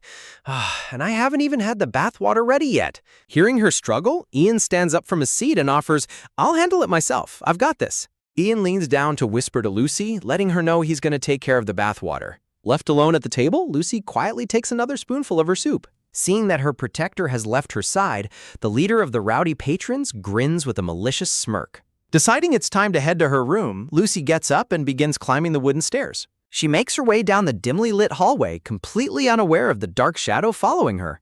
Suddenly, a firm hand grabs her arm from behind, startling her as the man asks, "Excuse me, miss, are you with the black-haired man who just went outside?" Startled and angered by the sudden physical contact, Lucy gasps, trying to pull away from his grip. Quick to make up a convincing lie to lower her guard, the man smiles warmly and claims, "I'm a servant he hired."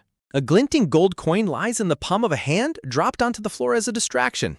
Running over in a panic, the servant tells Lucy something happened while he was heading to the backyard baths. Lucy's face pales in horror as she thinks, "Don't tell me those men found us already?" The man urgently gestures for her to follow, pleading, "There's no time, please, come with me." Lucy frantically nods, "Oh, okay."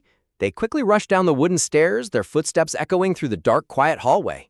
The suspicious man leads Lucy outside, heading quickly through the backyard of the inn. Suddenly, Lucy freezes in her tracks, her eyes widening in complete shock at what she sees. Just ahead, she sees Ian kneeling by a large iron pot, quietly boiling water over a campfire. "Ian?" she mutters. Before she can say another word, the man behind her suddenly lunges, throwing a large sack over her to kidnap her. Outside the wooden fence, the backyard remains quiet under the overcast sky. Feeling a sudden shift in the air, Ian alerts his senses and looks back. He turns his head slightly, realizing someone is approaching him from behind with hostile intent. Another thug lunges at him with a heavy wooden club, screaming, "Hiya!" Easily predicting the attack, Ian casually ducks under the swing, causing the thug to stumble past him with a startled, "Whoa!" The thug faceplants hard onto the grass with a painful groan, "Ugh," while Ian watches him calmly. Looking at the clumsy attacker, Ian thinks to himself, "Doesn't look like her fiancé sent them." Just over the wooden fence, the other thugs are hoisting the heavy sack containing Lucy, whispering urgently, "Hurry!" Realizing they are trying to escape with Lucy, Ian prepares to chase after them. But the fallen thug quickly blocks his way, shouting defiantly, "You're not going anywhere!" Letting out an irritated sigh, Ian runs a hand through his hair. Sigh, what a pain. I lost my chance because of this guy. Suddenly, a bright, swirling blue light surrounds the startled thug as he gasps, "What is this?" Standing calmly amidst the glowing magic, Ian thinks, "With my current skill level, I can't control my magic the way I want. In that case, I need to look among the mysteries who help me and find one that I can actually use." The playful dark spirits emerge, chirping happily, "Human, it's so bright, it's the perfect time to play." With his eyes narrowing sharply, Ian mentally commands his magic, darkness. He raises his hand to the sky and invokes darkness, unleashing a thick, pitch-black shroud over the entire backyard. Blinded instantly by the magical shroud, the thug panics, flailing his arms as he cries out, "What the—" Sitting on the ground, the thug whimpers in absolute terror. "Why did it get so dark all of a sudden? I can't see a thing," while Ian stands right behind him holding a massive wooden beam. With a terrifying, shadowed expression and glowing red eyes, Ian prepares to unleash his fury on the helpless thug. Inside the pitch-black void, brutal sounds of a beating echo alongside the thug's desperate screams. "Please, have mercy!" Suddenly, heavy footsteps can be heard approaching. Sparing a glance toward the sound, Ian thinks, "This guy, he called for backup, didn't he?" Ian casually tosses his wooden beam aside, leaving the badly beaten thug whimpering on the ground with a massive bump on his head. Looking down at the trembling man, Ian demands coldly, "Hey, where did you take her?" As the magical darkness fades, the thug blinks in relief, crying out, "Wait, I can see, no problem." Infuriated by his casual attitude, Ian delivers a brutal chop to his head, yelling, "Answer me, you brat!" as the thug screams, "Whoa!" Before Ian can strike him again, the cold blade of a sword is suddenly pointed directly at his back. A stern, powerful voice commands from behind, "That's enough, boy." Ian slowly looks back to see a group of armed men, led by a stern, gray-haired elder who demands, "That darkness from before, was that your doing?" Ian keeps his hand on the whimpering thug, staring back at the newcomers with a serious, guarded expression. The elder stands firm, his hands behind his back as his heavily armed men glare at Ian. Sensing the terrifying aura radiating from the old man, Ian breaks into a cold sweat. His bloodlust is incredible. Who is this old man? Seizing his chance, the bruised thug crawls desperately toward the elder's legs, crying, "Please help me." Pointing a dramatic finger at Ian, the thug falsely accuses him. "He tried to kill me for no reason." To which Ian reacts in complete disbelief. "What did you say?" Ian can only glare in absolute annoyance as the pathetic thug tightly clings to the elder's leg like a frightened child. A subtle, knowing smirk spreads across the elder's face. Looking down at Ian, the gray-haired elder chuckles. If he's a magus, that's entirely possible. Standing by the boiling cauldron, Ian steps forward to defend himself. "Excuse me." He watches the old man carefully, trying to gauge his intentions. The elder looks away, musing, "Isn't that just how mages are?" He stands tall, declaring, "Beings who bend everything to their will." Grinding his teeth in absolute frustration at the old man's arrogant assumptions, Ian mutters, "Huh?" Infuriated by their baseless accusations, Ian screams back, "What the hell do you think a mage is?" He firmly grips his wooden staff, yelling, "Stop saying such absolute nonsense." Seething with anger, Ian continues to shout, "That bastard attacked me first. I wouldn't just hit someone for no damn reason, damn it."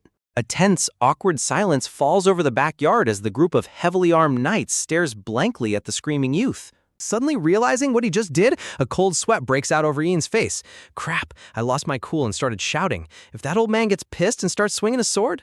But to Ian's complete confusion, the gray-haired elder suddenly bursts into hearty laughter. Smiling warmly, the elder muses, "That attitude? You must be quite a skilled mage." Meanwhile, Ian can only blink in stunned silence, while a text scroll proclaims, "In this world, a foul mouth is proof of great power."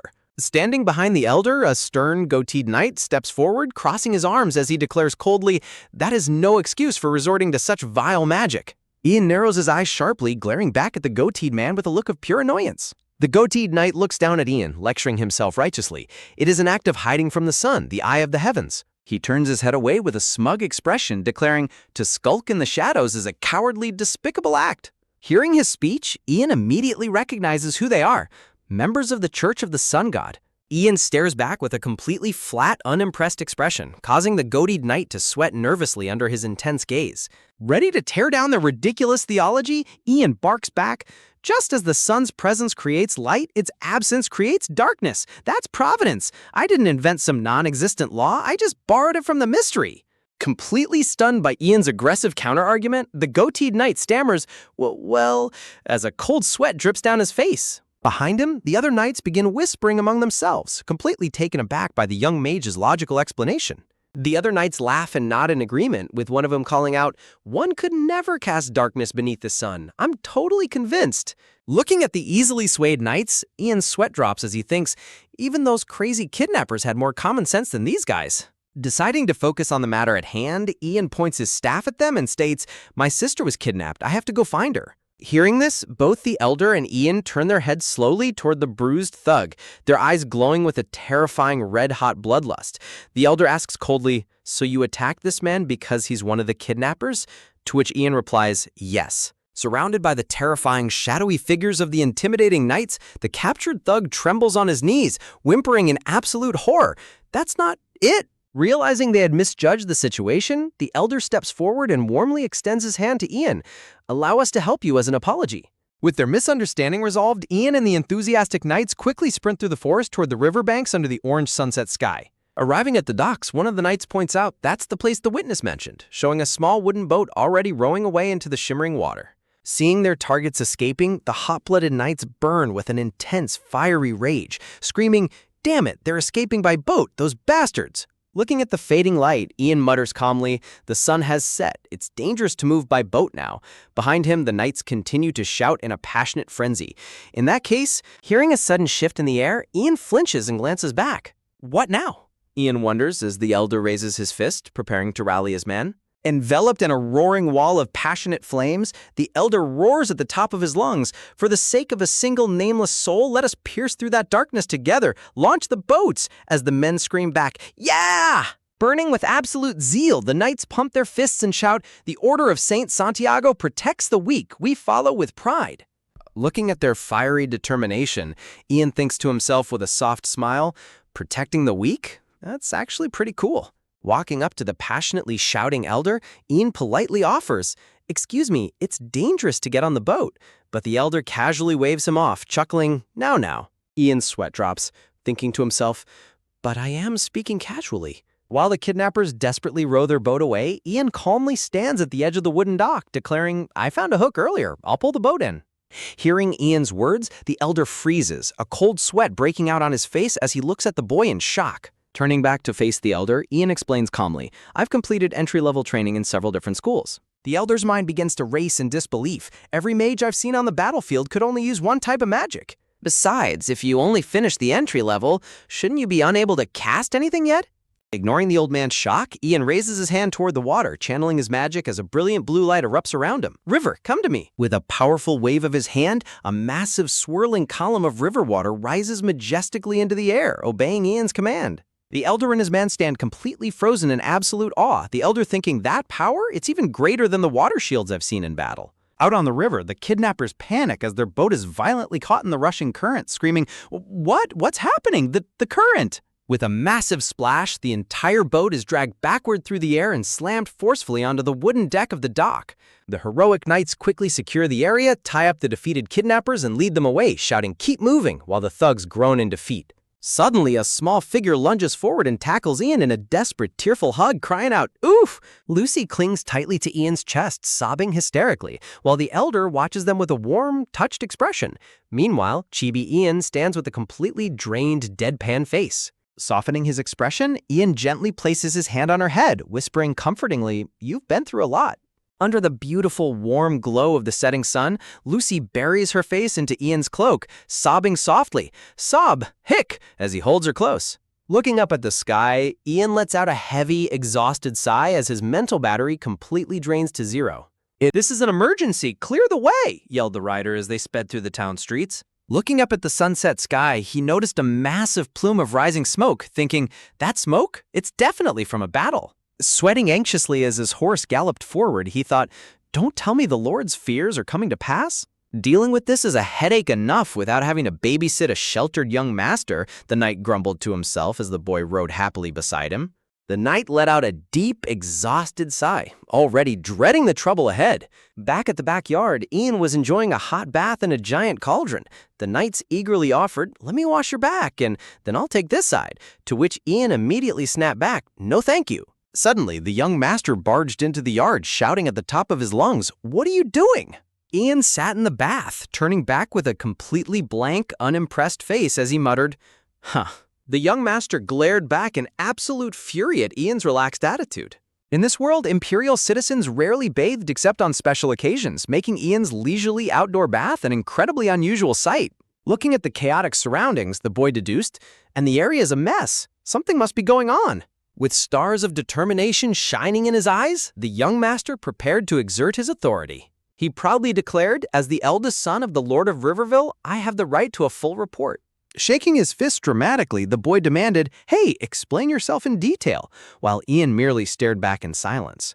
Stepping in to diffuse the tension, the gray-haired elder offered, "Allow me to explain the situation," causing the young boy to groan in frustration. Crossing his arms angrily, the boy snapped at the elder, "Why you? I was asking him," as the old man sweated nervously. The elder chuckled awkwardly, explaining, "Well, because he is a mage," which immediately caught the boy's attention as he repeated, "A mage?" Looking at the boy's reaction, the elder suddenly realized what was about to happen.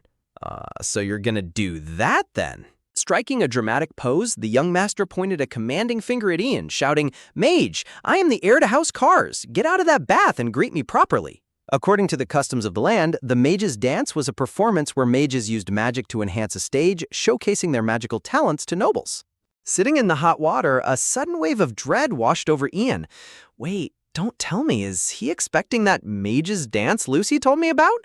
Looking at the proud noble brat with a cold, deadpan stare, Ian flatly stated, "I refuse." The boy's jaw dropped in absolute shock before his face contorted in rage. "You refuse?" Unbothered by the outburst, Ian retorted calmly, "Why should I do anything you say?" Throwing a massive temper tantrum, the young master ordered his knight, "Sir Hanson, drag that fraud mage out of there right now." As the young master struggled against the knight's grip, screaming, "Let go of me!"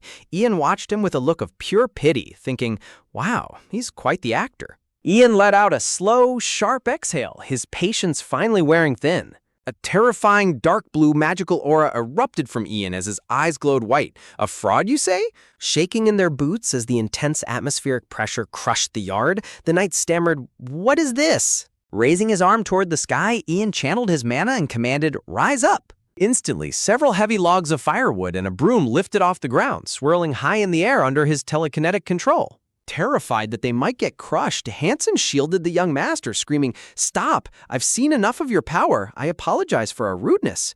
With a loud thud, the levitating wooden logs and broom crashed harmlessly back onto the grassy ground.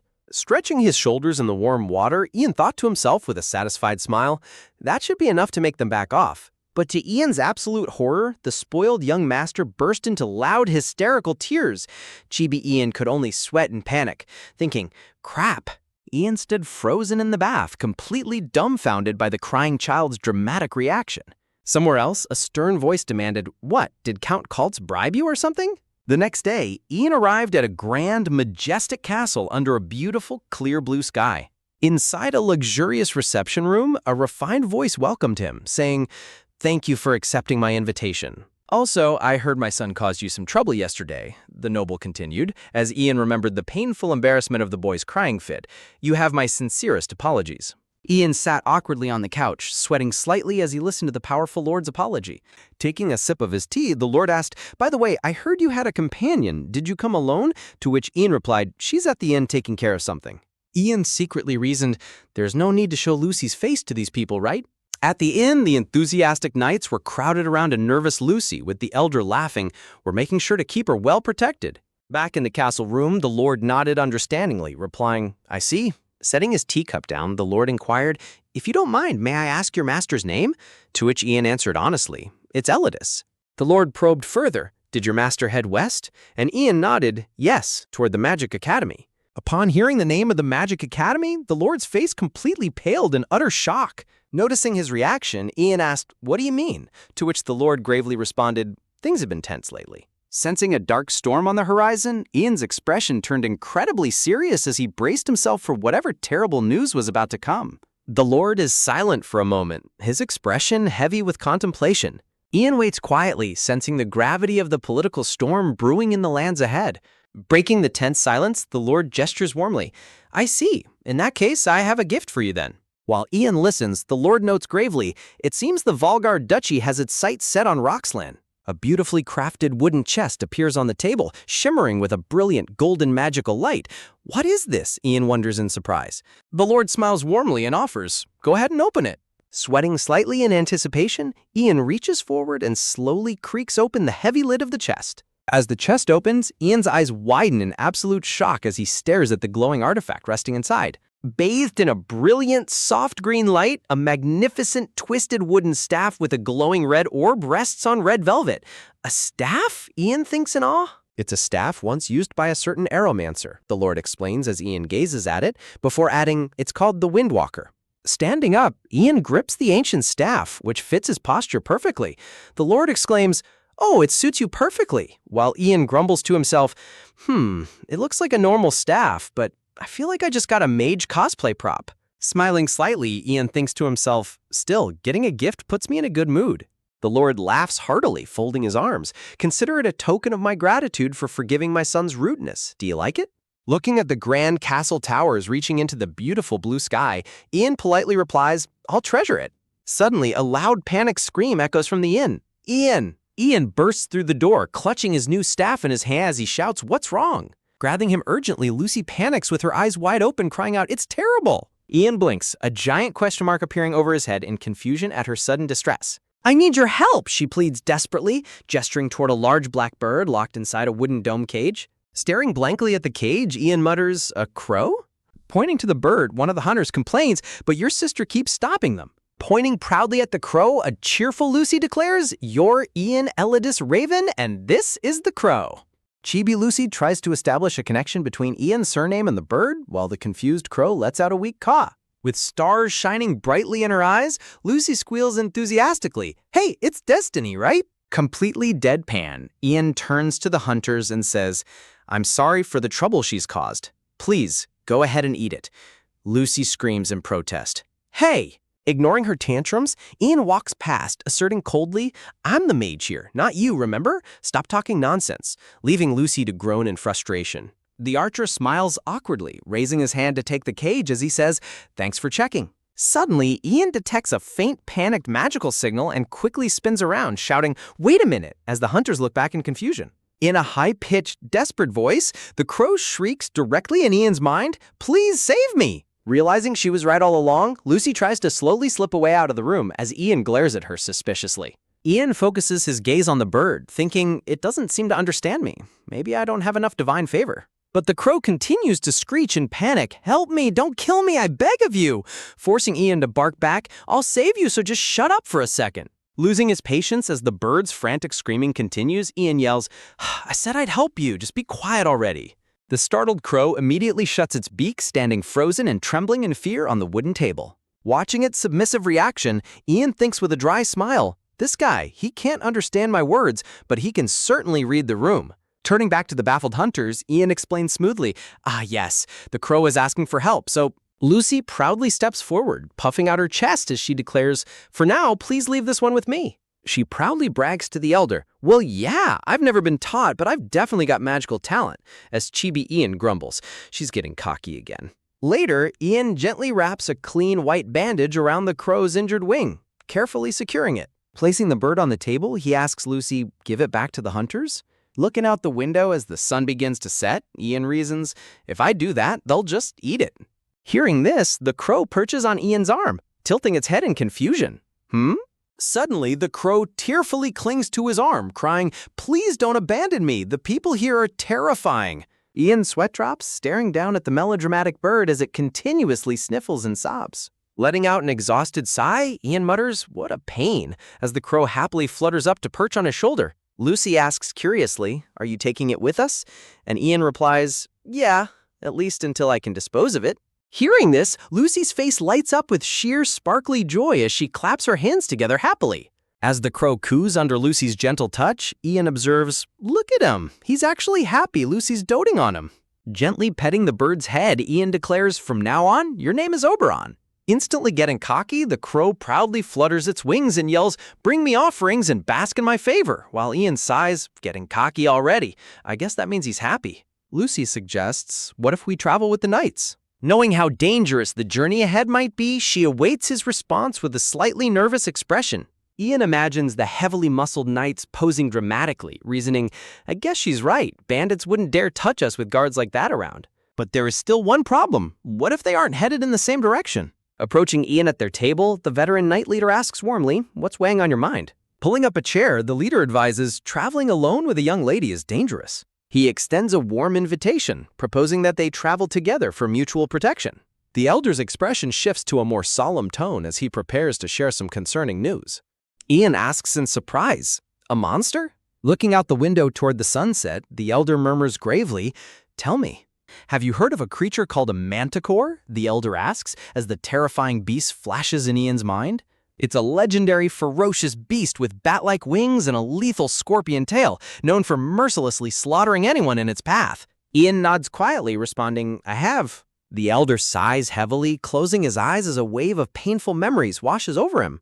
Ian remains quiet, waiting for the older man to continue his story. Sensing the immense gravity of the situation, the room falls completely silent. Ian immediately stands up to leave, declaring flatly, "Then I'm out." But the elder laughs nervously, begging, Wait, hear me out first." "I'm not asking you to join the hunt," the leader clarifies, prompting Ian to ask, "Then what is it?" The elder explains, "Our order was established by the Church of the Heavenly God." He describes their deep ties to the holy institution and their sacred duty to protect the realm. "But when we announced our mission to capture the manticore," the elder continues, he rubs his temples in utter exhaustion, explaining that the high-ranking cleric assigned to their unit has been incredibly difficult to work with. He explains that they need someone with magical knowledge to act as a buffer and appease the temperamental cleric. "It'll mean more coming from a fellow mage than from a knight," the elder reasons, while Ian thinks to himself, not a bad deal. Ian reasons, if all I have to do is soothe a grumpy mage, it's definitely worth the protection. Making up his mind, Ian replies, "In that case, we'll go with you." As they set off, traveling with the knights turned out to be incredibly comfortable. The group travels through beautiful, lush mountain pathways under a clear, bright blue sky. To Ian's relief, the members of the Santiago Knights were all decent, warm-hearted people. Clutching his powerful new staff, Ian enjoys a completely stress-free journey. That night, they set up camp and roast delicious meat skewers around a warm, crackling bonfire. As Ian happily eats his meat skewer, one of the younger knights suddenly approaches him with a bright, enthusiastic smile. Holding up a holy book, the knight eagerly asks, "Would you like to study the scriptures?" The other knights enthusiastically raise their hands, cheering, "I'll join you too." They eagerly crowd around Ian, pleading, "Why not? It'll be fun."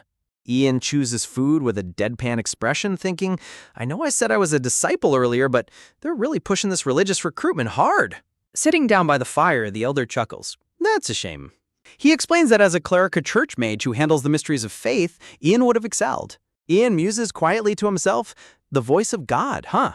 If I really could talk to God, could I ask about the reason I was reincarnated and the secret behind this status window?"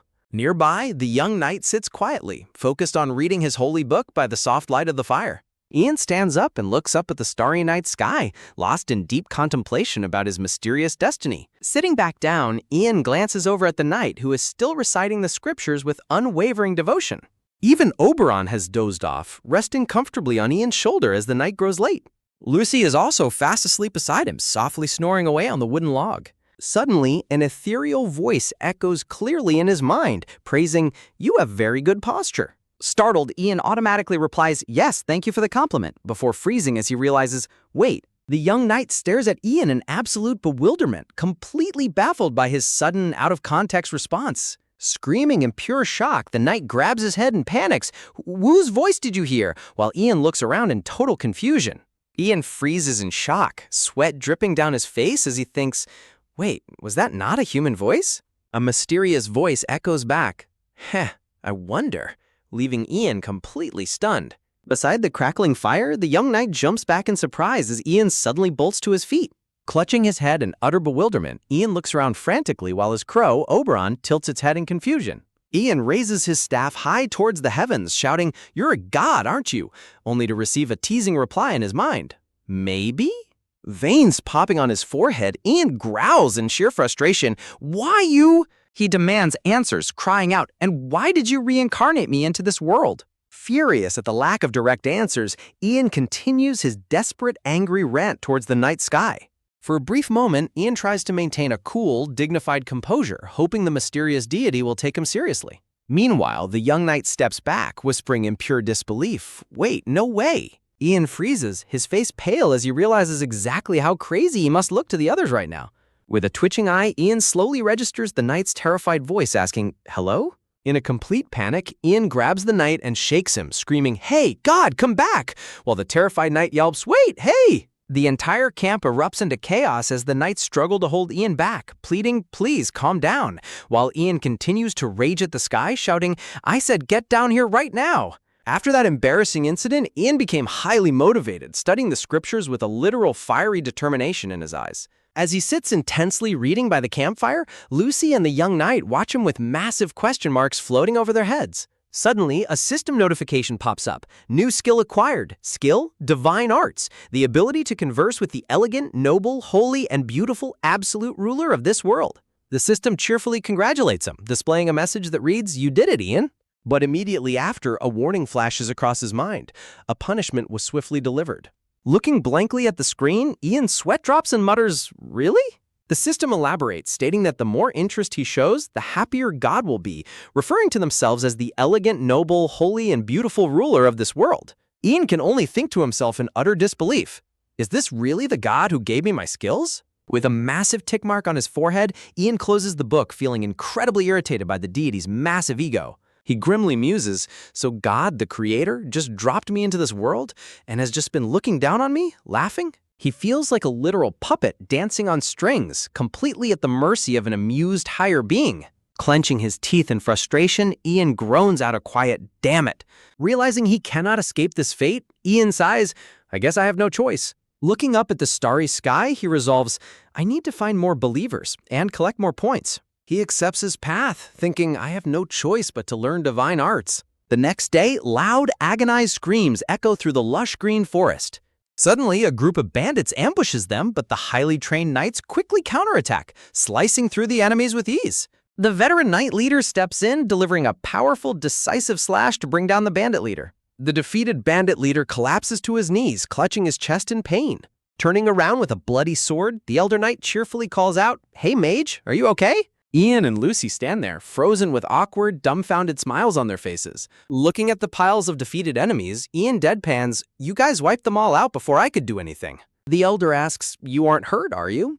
To which Ian replies, "I'm fine. What about you, elder?" The old knight chuckles warmly, completely unfazed by the sudden battle.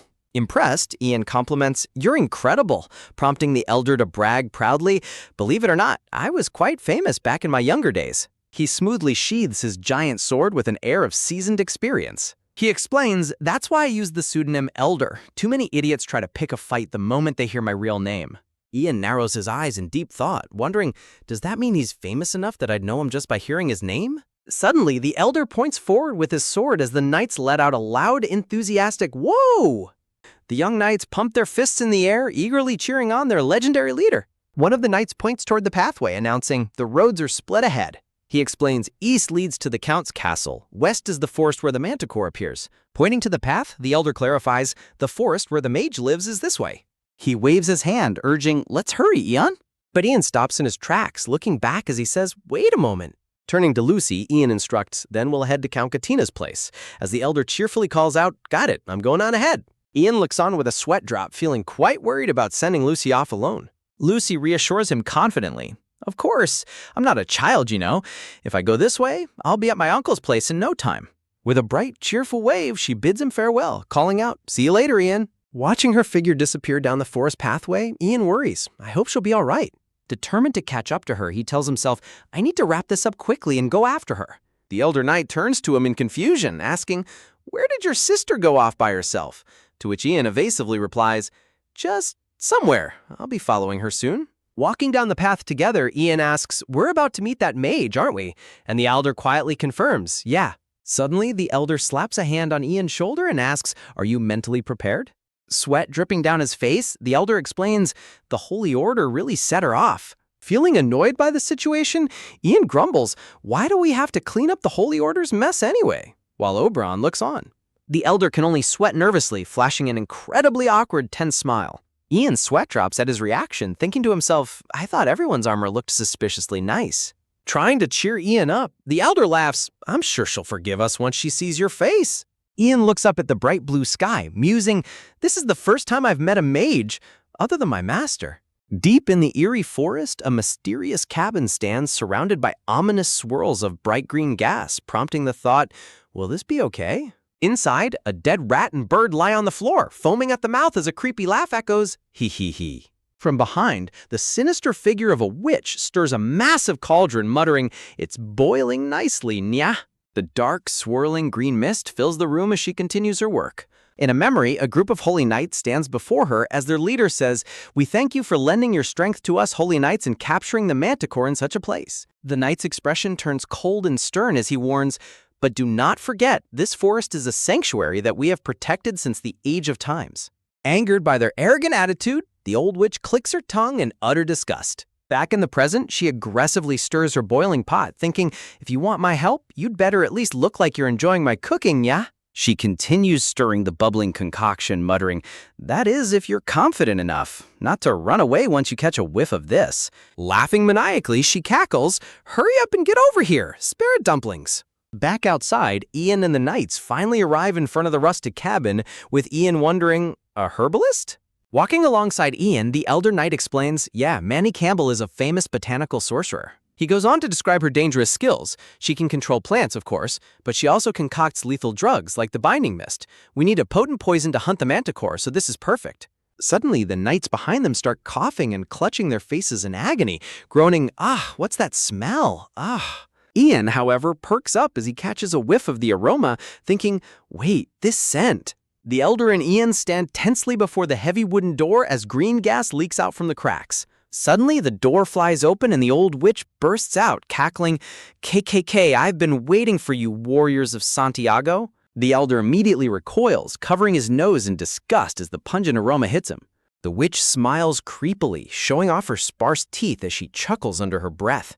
Gesturing to her green, steaming pot of stew, she commands, "Now enjoy the feast I've prepared." The toxic green gas swirls heavily throughout the interior of the wooden cabin. Inside, the two younger knights sit with bowls in their hands, gagging in pure agony as they cry, Gag, the smell is overwhelming." Trying to stay polite, the elder takes a hesitant bite, remarking, "You didn't have to prove your power like this," while the witch proudly responds, "I'm just serving my guests a rare dish made from crops I grew with care." She stares at him with a creepy, expectant grin, leaving the elder sweating profusely in tense silence.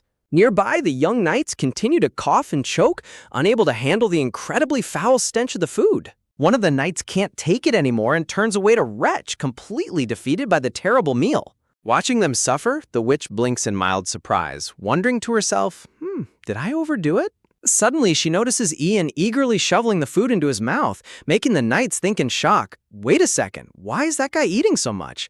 They stare in absolute bewilderment, thinking, who is he? He's devouring that soup, and it's loaded with garlic. Completely unfazed by the smell, Ian happily stuffs his face, chewing on a chicken leg with pure joy. Sweat dropping at his bizarre reaction, the old witch asks hesitantly, Are you okay? Ian swallows the food, letting out a loud, incredibly satisfied exclamation of delight. The witch looks completely flabbergasted, stammering, "Delicious?" as she thinks in sheer disbelief. "That's impossible." Smiling brightly, Ian holds up a spoon and praises, "Yeah, especially this garlic, it's really good." Without hesitation, he opens his mouth wide and happily swallows a whole bulb of garlic. The old witch and the two knights stand frozen in absolute paralyzed shock, completely unable to comprehend what they are witnessing. The old witch suddenly grabs Ian by his shoulders and yells, "That's enough!" while Ian blinks in confusion, wondering, The witch stares at him with wide, sweat-dropping eyes, thinking to herself, is he a freak? She stares intently at Ian's face, suddenly noticing something familiar about his features. Recalling his master's name, Ian introduces himself, Ian Elidus Raven, prompting the witch's eyes to widen in shock as she repeats, "Elidus?" Pointing a trembling pale finger at him, she stammers in absolute shock, She looks down at Ian with sudden reverence and disbelief, asking, "Are you the disciple of the pyromancer Elidus?" Instantly changing her attitude, she serves a lavish, delicious steak dinner with beer, pleading, as an apology, "Please, eat as much as you like." Ian looks down at the gourmet steak with a sigh, disappointed, thinking, but that chicken stew was actually good. Sitting around the dining table, the witch asks, "So, you're gonna hunt a manticore?" To which the elder knight firmly replies, "Yes." Her expression turns deeply serious as she warns them, it won't be easy. She continues, explaining, Count Katina hired hunters to capture the beast, recounting the terrifying power of the creature. But the elder knight remains completely unfazed, confidently stating, "I'm prepared for that." The veteran knight's face hardens with determination, his sharp gaze showing he has survived countless life-or-death battles. Turning her gaze toward Ian, she asks, "And what about you?" She remarks, "If Elidus trained you, you must be a full-fledged mage by now." She coaxes him, "Why not lend these knights your expertise?" Recalling his master's words, Ian remembers her lesson. That's right, there comes a time for every mage when they must cross paths with others, regardless of their own will. Never underestimate the weight of that mark. In his memory, his elegant and wise master smiles warmly at him. Ian ponders his options, thinking, I don't technically need to go out of my way to catch a manticore, but if I refuse her, bad rumors might spread through the Circle of Mages. The Circle of Mages, an elite, powerful organization led by the magic. He sighs inwardly, realizing, if that happens, I won't be able to look Master in the eye, and I might not be able to ask other mages for help in the future. Making up his mind, Ian steals a glance at the knights waiting expectantly. Seeing their bright, hopeful faces, Ian silently sighs, "Fine." He looks up and firmly declares, "I'll go with you." The next day, the party heads deep into the dense, misty forest where the beast is said to dwell. As they trek through the gloomy woods, Ian notes grimly, the air feels unsettling. Suddenly, Oberon flies overhead, calling out, "Master, I found it!" Perching on Ian's shoulder, Oberon squawks, "The manticore is over there." Noticing Ian stopping, the elder knight asks, "Ian, is something wrong?" The elder sighs in disbelief as he hears the crow speaking fluent human language. Ian sweat drops and quickly explains, "While she was perched on my shoulder, I made sure she got used to human speech." Walking past Ian, the witch and the elder knight exchange a knowing look. The witch murmurs something to the elder knight, casting a suspicious backward glance of Ian. Ignorant of their skepticism, Ian suggests, "Couldn't I just talk it down?" The veteran knight merely chuckles at Ian's naive, gentle proposal. The witch, however, remains skeptical, not believing a vicious beast could be reasoned with. Ian asks with a flat expression, "What do you know about summoning arts, Manny?" prompting the witch to shout back comically, "I know plenty about the mystery, boy." Turning back with a huff, the witch grumbles, clearly annoyed by Ian's lack of fear. Ian sweats nervously, thinking, she's going to tattle to my master instead of praising me? Suddenly, one of the knights points forward, shouting in alarm, "Master, over there!" Ian and the knights quickly turn their attention toward the dark depths of the forest. A tense silence falls over the group as they stand before a thick, ominous green fog shrouding the path ahead. They prepare themselves, knowing that they have finally stepped into the territory of the lethal manticore. Stepping forward, Ian tells the witch and the elder, "Both of you, please stay close to me." The younger knights call out to their leader, Master, waiting for his signal. The elder knight commands his men, explaining, "I've coated all the weapons in poison. It was a lethal, glowing green poison specially developed by Mani to paralyze their dangerous prey." Standing ready, the elder knight commands, "All right, fire." Ian watches silently as the archers release their bows. The toxic, poison-tipped arrows fly through the air, cutting through the dense forest mist toward their target. Ian's eyes glow with a bright, intense light as a surge of powerful energy crackles all around him. The arrows strike the manticore's tough hide, but with a sharp metallic clank, they fail to pierce its skin and bounce harmlessly off. Ian explains to the elder knight the arrows hit its neck and bounced right off. The younger knight asks in a panic, "Master, what should we do?" while the elder knight sweats profusely, stammering, "No way." A heavy, suffocating silence falls over the group as the massive, menacing claw of the manticore looms in the shadows ahead of them. Sweating nervously, Ian mutters, "That laugh gives me the creeps." Looking over at the knight who is desperately trying to reapply poison, Ian points out, "The manticore is right in front of us. There's no time to reapply the poison." Clenching his fist tightly, Ian resolves himself, thinking, "I guess I have no choice." Drawing a deep breath, Ian screams out at the top of his lungs, "Manticore!" The elder knight and his men freeze in utter shock, unable to believe what the young mage has just yelled. Sweating in surprise, the old witch mutters in disbelief, "That kid actually did it." The entire forest seems to go quiet as Ian stands directly face to face with the gargantuan beast. Looming over Ian, the beast grins with sharp fangs and speaks, "A human who dares to speak to me? How rare." Holding out his hand with a nervous smile, Ian says, "I'm relieved to see you understand me." In a sudden shift, Ian's face blanks into a comical chibi expression of sheer bewilderment as the manticore lets out a booming laugh. With a mischievous grin, the cartoonish manticore tosses a small, steaming pile of poop straight at Ian. The cartoon poop lands right on Chibi Ian's head with a soft plop, leaving him standing in utter, deadpan silence. Recovering his composure, Ian asks, "What is it you—" While the beast smugly responds, "That's better. Drop the formalities." The beast narrows its glowing yellow eyes at Ian and coaxes him, "If there's something you want from me, speak your desire, human." Ian points a finger with a magical spiral on it and flatly demands, "The scalp off your head." The manticore bursts into a roaring laugh that echoes through the trees, sending a flock of startled birds scattering into the sky. Ian stares back with a cold, unimpressed expression, his pet crow matching his deadpan gaze. Baring its fangs, the manticore leans in closer and whispers temptingly, "Mage Ian, join forces with me." The beast proposes, "Why don't we tear these humans to pieces together?" prompting Ian's eyes to widen as he asks coldly, "What did you say?" The beast continues its dark offer, snarling, "I'll devour their flesh." It coaxes him further, saying, "And you'll have all the glory you can handle. After you've had your way with every woman in sight, I'll kill them for you." Licking its lips, the beast chuckles greedily. "It'll be perfect." Turning around to walk away from the creature, Ian sighs in absolute disgust. Good grief.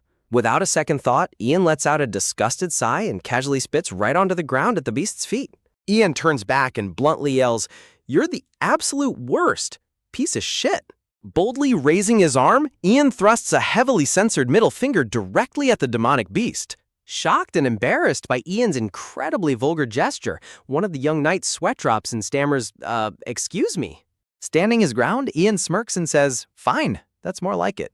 With a thunderous boom, the ground shakes as the massive creature suddenly prepares to strike. A massive hairy claw sweeps down from above, moving at terrifying speed toward the young mage. Ian looks up calmly as the shadow of the giant claw completely blankets him from above. Furious at the insult, the beast roars, "That just makes you more fun to kill," as it slashes its sharp claws down. Leaping back to dodge the attack, Ian gasps in surprise. The Imperial language?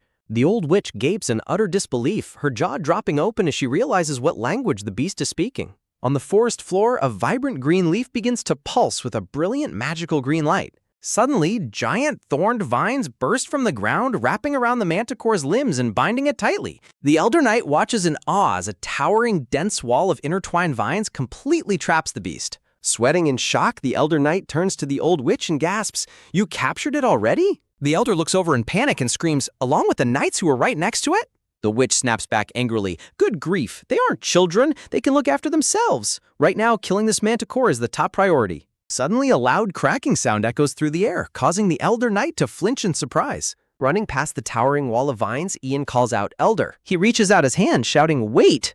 Running over to search for his men, the Elder Knight yells in a panic, "Hey, is everyone okay?" Ian catches up to the Elder Knight, his chest heaving as they frantically look around for survivors. "We are fine," but is heard as the silhouettes of the group walk in silence. Ian freezes in shock as he spots a tragic sight ahead. Lying on the ground, covered in blood and heavily bandaged, a knight solemnly gasps, "Dimitri is..." Holding his dying comrade close, the Elder Knight desperately cries out, "Don't say that!" Ian stares at them, his heart heavy as he witnesses the harsh reality of their situation. He tightly grips the ancient book secured at his waist, his mind racing for a solution. Ian thinks to himself, "I didn't expect to witness death so soon in this place, and of all people, for it to be Dimitri?" He stares down solemnly, thinking, "It's finally sinking in. This world is a place where monsters and war are everyday life. The death I only ever saw in stories has finally become a terrifying reality." Rushing forward with his staff in hand, Ian approaches the mourning knights. Kneeling beside the dying knight, Ian holds his hand and calls out, "Dimitri," while the man lets out a painful gasp. A calm, reassuring smile spreads across Ian's face as he looks down at his friend. He looks up at the bright sky, whispering, "Then heaven will hear you." Under the vast, bright blue sky, the wind gently sweeps across the quiet forest. A tear slips down Dimitri's cheek as he lets out a peaceful smile, preparing for the end. A brilliant blue light begins to envelop them as Ian softly says, "Let's pray together." Focusing his mind, Ian initiates the powerful magic. As the glowing light intensifies, a gentle voice echoes, "If it is what you desire, shall we give it a try?" A pillar of divine, blinding blue light erupts from the ground. The Elder Knight and his men watch in utter amazement, stammering, Ian." Ian places his glowing hands gently over Dimitri's chest, channeling the warm, celestial energy. Ian blinks in surprise as the bright particles of light begin to float up into the air. High above the clouds, a majestic golden cathedral shines brilliantly as a voice commands, "Awaken, Dictory!" Suddenly, Dimitri finds himself kneeling alone on a vast golden bridge leading to the glorious cathedral. Out of the light, a beautiful goddess with long golden hair descends toward him. Dimitri gasps in shock, turning his head to see the divine figure. He stares blankly, completely overwhelmed by her holy presence. Her bare feet hover just above the glowing ground as she approaches him. He immediately bows his head to the floor, trembling before the goddess. Sweating nervously, Dimitri thinks to himself, I must be in heaven." The goddess smiles down at him with immense warmth and kindness. He looks up in utter bewilderment, repeating her words, "Work? To do?"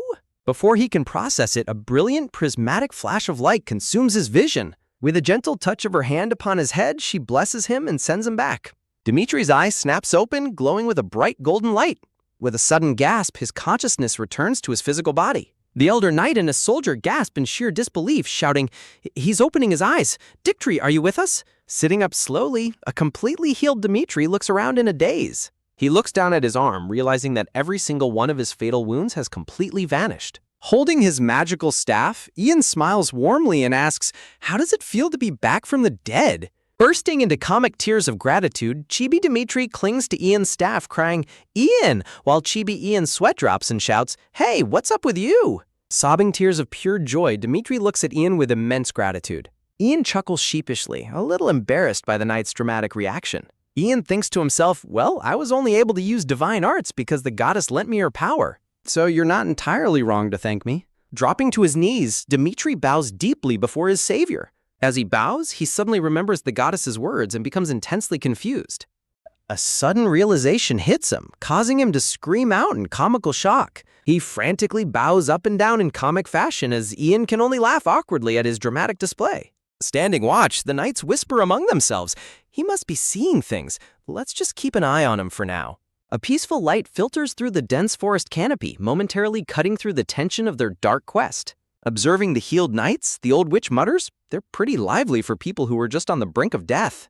Smiling confidently, the elder knight yells, "Well then, shall we get back to hunting that manticore?" prompting a thunderous "Yes, sir!" from his energized men. Raising his staff, Ian states, "I'll send Oberon out to scout," as the elder knight looks back and asks, "Are you sure about this?" With a swift no, Ian watches as his pet crow spreads its dark wings and takes flight into the misty woods. The elder knight is left utterly bewildered, a massive question mark practically hovering over his head. Ian's expression turns deadly serious as the memory of the manticore's menacing, smug grin flashes across his mind. Gripping his magical staff tightly, Ian declares with cold resolve, "We have to take that thing down for good." Under a blood-red sky, terrifying screams of "Kya" echo through a village under sudden attack. Shouts of "a monster" erupt in panic as the gargantuan manticore rampages through the streets, sending terrified villagers fleeing for their lives. Amidst the chaos, a father and son desperately run through the crumbling streets, trying to escape the beast's wrath. Suddenly, with a painful "Gah!" the father's hand slips away from his son's grip. Whipping his head back in sheer panic, the son screams out, "Father!" The young man freezes in absolute horror, his eyes widening as he realizes his father is in mortal danger. A deafening crash echoes through the air as the monstrous beast closes in on its cornered prey. Bearing its massive, razor-sharp fangs, the manticore looms menacingly over the helpless father who has fallen to the ground. Just as all hope seems lost, a solid boot steps forward, stopping right beside a dropped pitchfork. Standing between his father and the colossal beast, the young man bravely yells, "Get out of this town!" Trembling with fear but refusing to back down, the boy raises a pitchfork and shouts, "You monster!" The manticore lets out a booming laugh, mockingly roaring, "Gah, so that human is your father, is he?" Stunned by the creature's speech, the young man stammeringly asks, "How can you speak our language?" A chilling, dark red aura fills the air as the beast whispers, "I'll make you a generous offer. Kill your father and bring me his head." Images of cold violence flash in the young man's mind as the beast coaxes, "Do that, and I'll spare the lives of the other humans." The manticore's glowing yellow eye narrows, eagerly waiting to see if the boy will succumb to despair. Hugging his trembling father tightly, the boy defiantly screams back, You think I'd ever agree to that?" The beast's face twists into a sickening, twisted grin, thoroughly enjoying the boy's desperate resistance. Raising its massive hairy claw, the manticore roars, "Die!" as it swings downward to crush them. "Father!" the boy cries out, bracing for impact, just as a powerful thrust of energy cuts through the air to intervene. The massive beast is violently knocked back, its massive red form silhouetted against the bright sunset. Black blood splatters violently into the air as the savior's strike lands with pinpoint accuracy. Biting his teeth with immense determination, the elder knight rushes forward to lead the counterattack. With a powerful war cry, the elder knight slashes his blade across the beast's face, forcing a painful "wah" from the creature. From the dusty ground, the father and son look up in absolute awe at the towering figure of their protector. Pointing his sword forward, the elder knight commands with absolute authority, "Prepare for battle." Dozens of heavily armored boots charge forward, kicking up dust as the knights advance in unison. With weapons drawn, the brave knights surround the towering manticore, ready to bring it down once and for all. Snarls of, "You damn insects, are you that eager to die?" escape the manticore's blood-soaked jaws. With an arrow pierced deep into its eye, the beast looks back in fury as Ian mutters, "What a stupid bastard." Ian stares down the creature with a cold, piercing gaze, flatly stating, struggling at this point is pathetic. Infuriated by the young mage's disrespect, the manticore roars, "Shut up, mage!" Unfazed, Ian lets out a smug smirk and taunts, "Just a sore loser barking, I see. You're all talk, aren't you?" While the beast can only let out an angry "Urgh." Driven mad by the insult, the gargantuan manticore lunges forward with its razor-sharp claws outstretched. The massive beast charges at full speed across the golden fields, directly targeting the lone mage standing in its path. Instead of running, a knowing, mischievous smile spreads across Ian's face. Mid-charge, the manticore suddenly senses a trap, its yellow eyes widening in sudden realization. The beast attempts to halt its momentum, but it's already too late. Emerging from the shadows behind Ian, the old witch begins channeling her powerful nature magic. Pointing her glowing staff forward, she calls out, "Subwood."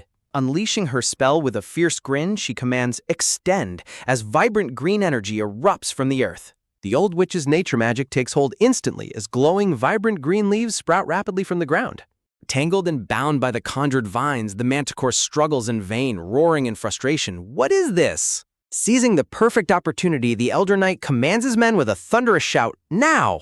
Moving in perfect synchronization, the brave knights prepare their next weapon to subdue the beast. With a clean strike, they launch flasks of highly flammable oil, splashing it directly onto the trapped monster's thick hide.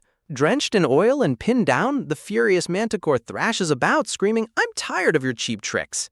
The beast glares with bloodshot, glowing yellow eyes, utterly consumed by hatred and rage. Turning toward the young mage, the old witch grins and signals, "Ian Herodis, you're up!"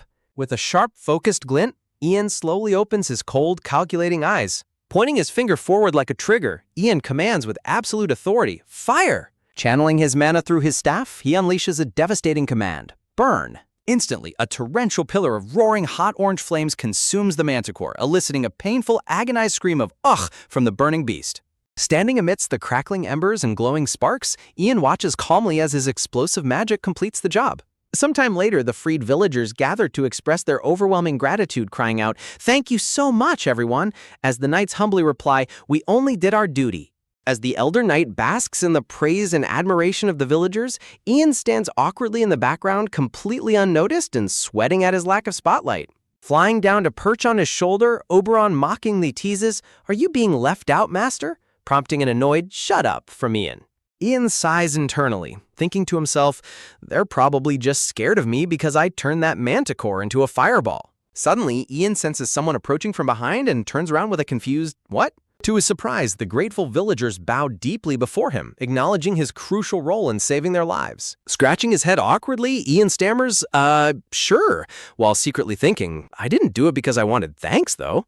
Breaking the moment, the Elder Knight cheerfully calls out his name, Ian. Chibi Ian turns to bicker with the smiling Elder Knight while the happy villagers watch them warmly. Looking at the young mage, the Elder Knight reflects, "He's an incredibly powerful mage, yet he has such a rare personality. No wonder he'd make enemies of the nobles. This kid might actually become someone great." Suddenly, the heavy metallic clanking of armored boots echoes across the stone floor as a new group of soldiers arrives. A high-ranking soldier demands, "Are you the ones who captured the manticore?" Standing tall, the Elder Knight confidently replies, "We are. And you?" Ian blinks in surprise, whispering to himself in confusion, "The castle?" The soldier announces formally, "His Excellency, Count Katina, has requested your presence at the castle." Inside the grand dining hall, a massive feast of luxurious dishes is laid out as a voice proclaims, "To stand against such a monster in the name of the heavens." Count Katina laughs heartily, raising a glass of fine red wine to toast their monumental victory. The Count sighs dramatically, shaking his head as he says, "It truly is a shame." Under the sharp gaze of the Count, the castle's own knights sweat nervously as the noble remarks, "If only this castle had knights as capable as you."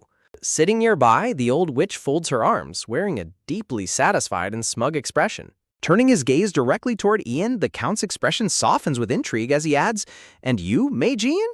However, Ian is completely in his own world, comically stuffing his face with food as he lets out a muffled, "Ah." Nudging his shoulder, Oberon warns him, "Hey, that guy is calling for you, master."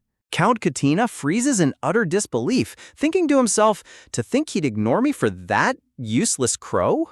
The Count blinks, asking in absolute bewilderment, "Was that a crow just now?" Clearing his throat to regain control of the room, the Count continues, "I hear you took great care of my niece." With a snap of his fingers, a guard opens an ornate chest, releasing a brilliant golden glow that makes Ian gasp. Is this a golden magic scroll? A narration box describes the artifact, the moment you tear it in half. The magic takes effect.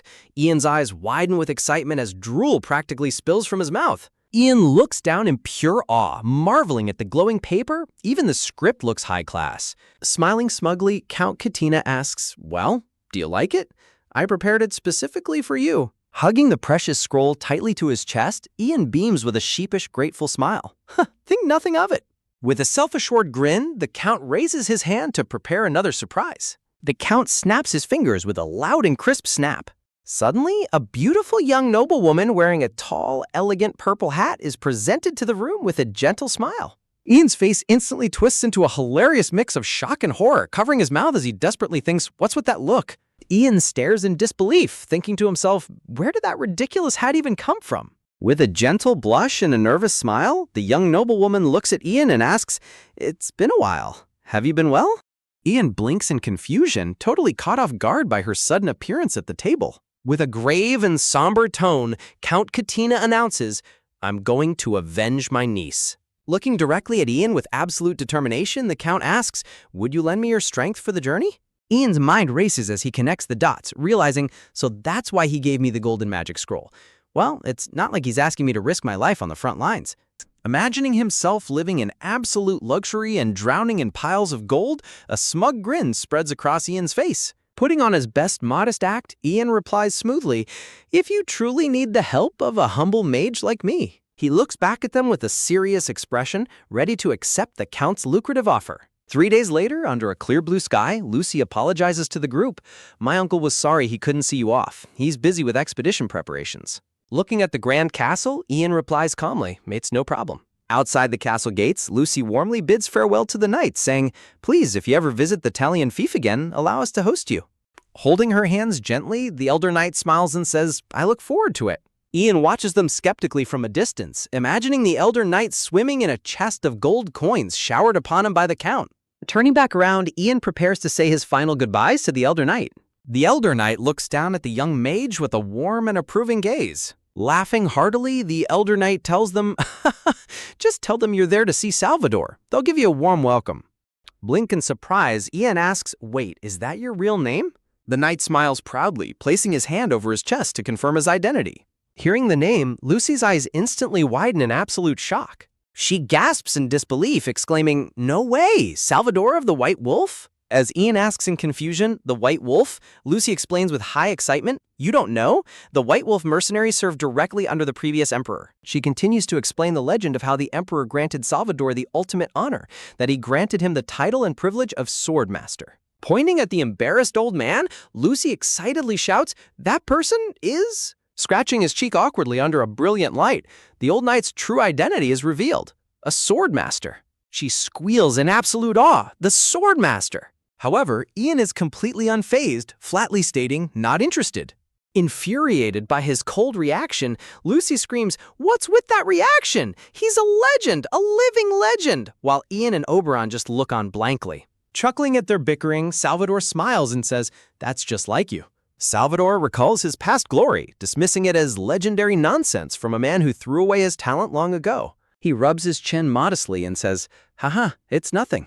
Standing beside the grumpy old witch, Salvador waves to them, saying, well, we'll be going now. One of Salvador's knights tearfully grabs Ian's hands, crying, we must meet again one day, while an annoyed Ian mutters, it's not like I'm gonna die. Salvador steps forward and extends his hand to Ian for a proper, respectful farewell. Ian reaches out, and the two share a firm, meaningful handshake. A small, genuine smile spreads across Ian's face as he bids his dependable ally goodbye. Salvador chuckles warmly, deeply appreciating the young mage's silent respect. As the wind rustles through the vibrant green leaves of the trees, Salvador's parting words echo. Take care until then. Back at the castle courtyard, the grand flag of the Count's territory flutters proudly in the blue sky. Dressed in full silver armor, Count Katina stands atop a wooden podium, addressing his vast, silent army of soldiers. Looking down at his troops, the Count remembers the tearful plea of his niece, Uncle. Please, punish the one who killed my mother. A dark, menacing shadow falls over the Count's face as he mutters the name of his target, Graham. In his mind, he visualizes the wicked red-haired man who dared to kill his sister and try to force Lucy into marriage. But behind his righteous anger, a cold, calculating thought crosses the Count's mind.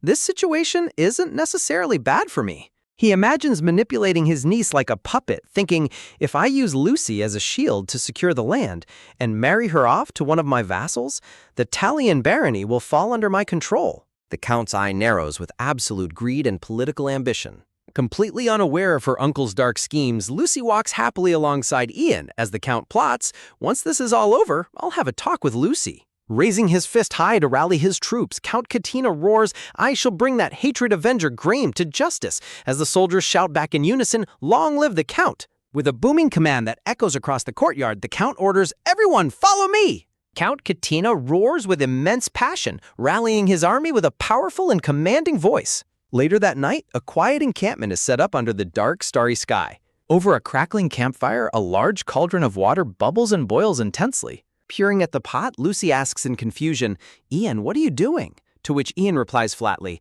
I'm boiling my spoons. Lucy sweats nervously as she hilariously imagines the knights happily eating a delicious soup, completely misunderstanding what Ian is doing.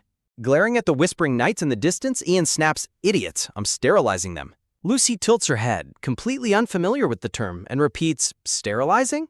Turning back to her, Ian replies dismissively, "You wouldn't understand even if I explained it." The knights exchange utterly baffled looks, trying to wrap their heads around this strange, mysterious new word. Suddenly, one of the knights hesitantly calls out from behind, Mr. Mage?" With a bright, hopeful smile, the knights present raw rolls of meat and ask, "Could you boil this for us too?" As a vein of pure annoyance pops on Ian's head. Extremely irritated, Ian's furious voice echoes through the camp, "I told you, it's not soup!" Quiet settles back over the vast military encampment as the fires slowly burn down under the night sky. Staring at the empty dishes, Lucy gently says, "Hey Ian, I've been thinking." A chibi Lucy pops up, declaring with absolute confidence, "About your reward, of course." Recalling the emotional moment when she fell to her knees crying, Ian blinks and replies, "Oh, right." Lucy gazes at him warmly, her eyes glowing with anticipation. Smiling brightly, she continues, "So after thinking about what might make you happy, while Ian secretly wonders, and the result is?" She describes the grand treasure, the magic sword, a Norasil. It was a gift from a fairy to the first Baron of Talion. Highlighting the romanticized legend of her ancestor and the fairy, Lucy beams with excitement as a skeptical Ian sweat drops, thinking, what kind of fantasy novel is this? The two sit by the fire in comical silence, with Ian completely unmoved by her grand story. Noticing his blank expression, Lucy frantically waves her finger and defends, "That story is 400 years old." Ian lets out a light, amused smirk, finding her sudden defensiveness quite cute. Lucy happily explains, a Norasil is buried in the first Baron's grave, instantly making Ian gasp in shock. Huh? She shrugs casually as she adds, "So to get it, we'd have to dig up the grave," causing Ian to shudder. Yikes! Ian's mind reels with utter disbelief, thinking to himself, the first Baron sealed it in his own tomb, and his descendant is just going to dig it up and give it away? Wait, that's actually kind of creepy. Sweating profusely, Ian looks at her and asks, "Do you take your ancestor's grave as a time capsule or something?" To which a clueless Lucy asks, "A what?" Pointing to himself, Ian reasons with a sweat drop, "Shouldn't you use it for your own family instead?" Infuriated by his rejection, Lucy puffs her cheeks in deep embarrassment, glaring intensely at the smiling mage. Looking up at the starry night sky, Lucy softly reflects, "I haven't actually taken anything back yet, but thanks to you, I finally have the chance to fight." Her hands tremble tightly against her skirt as a wave of intense emotion washes over her. Suddenly standing up, she passionately yells at him, "That's why I'm telling you I'm giving you that precious heirloom." Startled, Ian reaches out and calls her name, Lucy, as she turns and quickly runs away into the darkness. Scratching his head awkwardly, Ian sighs to himself in regret. Maybe I went a bit too far. Sensing a presence behind him, Ian suddenly turns around in surprise. A high-ranking knight in heavy steel armor stands silently before him, looking down with a serious expression. Meanwhile, under the bright full moon, the quiet atmosphere of a nearby village is suddenly shattered. Armed with a pitchfork, an angry villager bravely confronts three soldiers, shouting, "Get lost if you don't want your head on a spear, you bunch of thieves!" Smirking mockingly, the soldiers demand, "Just hand over 3 chickens." The leading soldier points a threatening finger, sneering, "I've got a battle to get to. Can't fight on an empty stomach, can I?" While the villager groans in frustration. Suddenly, a sharp sound from above makes the soldiers freeze in shock, sweating nervously. Pointing up into the dark trees, one of the soldiers mutters, "That crow, doesn't it look like the one the mage has?" Flapping his wings furiously, Oberon screeches, "Ka! Master is here!" The soldiers stumble back in panic, yelling, "Damn it, what is this?" As they stutter in disbelief, the crow, it's talking. A cold, calm voice suddenly rings out from behind them. "Hey." The soldiers slowly turn around, breaking into a cold sweat as sheer terror washes over their pale faces. Standing before them with a dark, menacing glare, Ian grips his glowing magic staff and demands, "What do you think you're doing?" Back inside the main tent, Count Katina sits formally opposite Ian, asking, "Ian, I have a favor to ask." To which Ian replies, "What is it?" Clearing his throat awkwardly, the Count hesitates as Ian secretly observes. He looks like he's struggling to say it. What kind of favor is this? Finally speaking his mind, Count Katina looks at the young mage and requests, "I want you to stop the mercenaries from looting this town." Ian asks in confusion, wouldn't the knights be better suited for that kind of job? Leaving Count Katina in silent contemplation. The Count continues somberly, "The knights are all comrades. They often cover up each other's crimes and look the other way. All to maintain the image of being exemplary soldiers, of course." He adds, "This is a neighboring territory." The Count pleads sincerely, "Please!" Standing out in the dark night, Ian looks incredibly menacing as Oberon lets out a series of harsh, echoing screeches. The misbehaving knights huddle together, trembling in sheer terror as a massive dark aura with glowing red eyes towers over them. Ian scolds them coldly, raiding homes like common alley cats as Oberon screeches in agreement. Ian threatens, "I'll finish you off and make an example of you," while Oberon shrieks punishment, causing the weeping soldiers to beg, "Forgive us, Master Mage." The next morning, a bright, clear blue sky shines peacefully over the quiet rooftops of the village. Under the bright morning sun, the disgraced soldiers are face down on the grass, begging Ian for forgiveness as he stands over them. Trapped inside, the shivering soldiers mutter in absolute dread, "If we go out now, we're dead," as Oberon keeps watch from the window. Naturally, the Count and Lucy are absolutely delighted when they hear the news of Ian's success. Suddenly, a knight rushes into the tent, kneeling as he reports, "My lord." With a sweating brow, the knight announces, "We have a serious problem." The atmosphere instantly turns tense as an unexpected problem arises. The kneeling knight looks up with a grim, serious expression, ready to deliver the troubling report. Ian listens in silence, his sharp eyes focused as he prepares to hear what went wrong. The knight explains, "It's because our army has been completely harmless. If the army had looted the territory, the people would have begged Graham to stop the invasion. Instead, the local citizens are actively demanding that the mercenaries leave, refusing to support Graham's faction. But because we've been marching so peacefully, Graham has had plenty of time to gather his forces. Now, the looming threat of Graham and his gathered forces casts a dark shadow over the entire territory. The knights stand tense, fully aware of the impending battle they must face. On top of that, since our army can't act as they please, morale has plummeted, and furthermore, Ian breaks into a light sweat, thinking to himself, things have certainly taken a strange turn. Count Katina clutches his head in deep frustration, letting out a heavy groan. Looking over at Ian, the Count asks, "Mage, do you have a plan to fix this situation?" Lucy stands beside her uncle, looking over at Ian with a worried, silent plea in her eyes. A sudden mischievous glint flashes in Ian's eye as a brilliant and likely chaotic idea strikes him. Ian taps his chin thoughtfully, a small smirk playing on his lips as he prepares to unveil his solution. The surrounding knights feel a sudden chill, completely unaware of the role they are about to play in the mage's plan. Standing in the back, the disgruntled knights mutter under their breath, "That mage is way too cocky." Meanwhile, somewhere within the Talion territory under a bright sunny sky, an angry villager flings his door open, shouting, "Shut up already, you idiot!" But the moment he steps outside, he lets out a high-pitched shriek of absolute terror. The startled villager stutters, "Who are you?" as Ian asks with dramatic seriousness, "Are you the owner of this wheat field?" The villager clutches his chest in a panic as the knight shouts, "Hey, I asked who you are." The poor villager breaks into a cold sweat, staring in absolute disbelief and fear at the imposing figure before him. Dropping flat to the ground, the villager tearfully begs, "I had no idea I was in the presence of someone so famous. Please forgive my rudeness." Ian keeps a completely straight face, maintaining his mysterious and imposing act. Ian declares gravely, "The wheat here, it's already doomed," prompting the panicked farmer to gasp, "What? What do you mean by that?"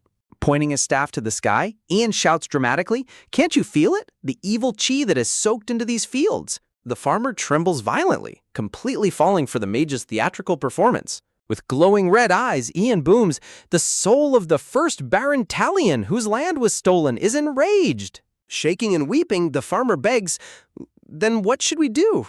Suddenly, Ian puts a hand to his ear and commands, "Wait a moment, silence." Raising his hand high, Ian exclaims, "Oh, the heavens are speaking. They say that if Lucy Talion takes her place as Baroness, the wrath will subside."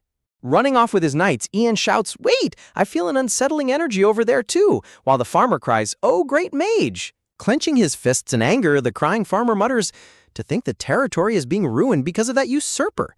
Exactly as Ian planned. Whether it was the rumors I spread or not, the people of Talion began to distrust the usurper, Graham. To escape the coming disaster, they called for Lucy to take the throne. Enraged villagers gather in the town square, throwing rotten fruit and brandishing farming tools in open rebellion against Graham's rule. Their hatred for the current regime grows more violent, completely rejecting Graham's authority. Thanks to that, the Count's army's morale soared, as Lucy cheerfully leads the march beside a quiet Ian, with the soldiers cheering enthusiastically behind them.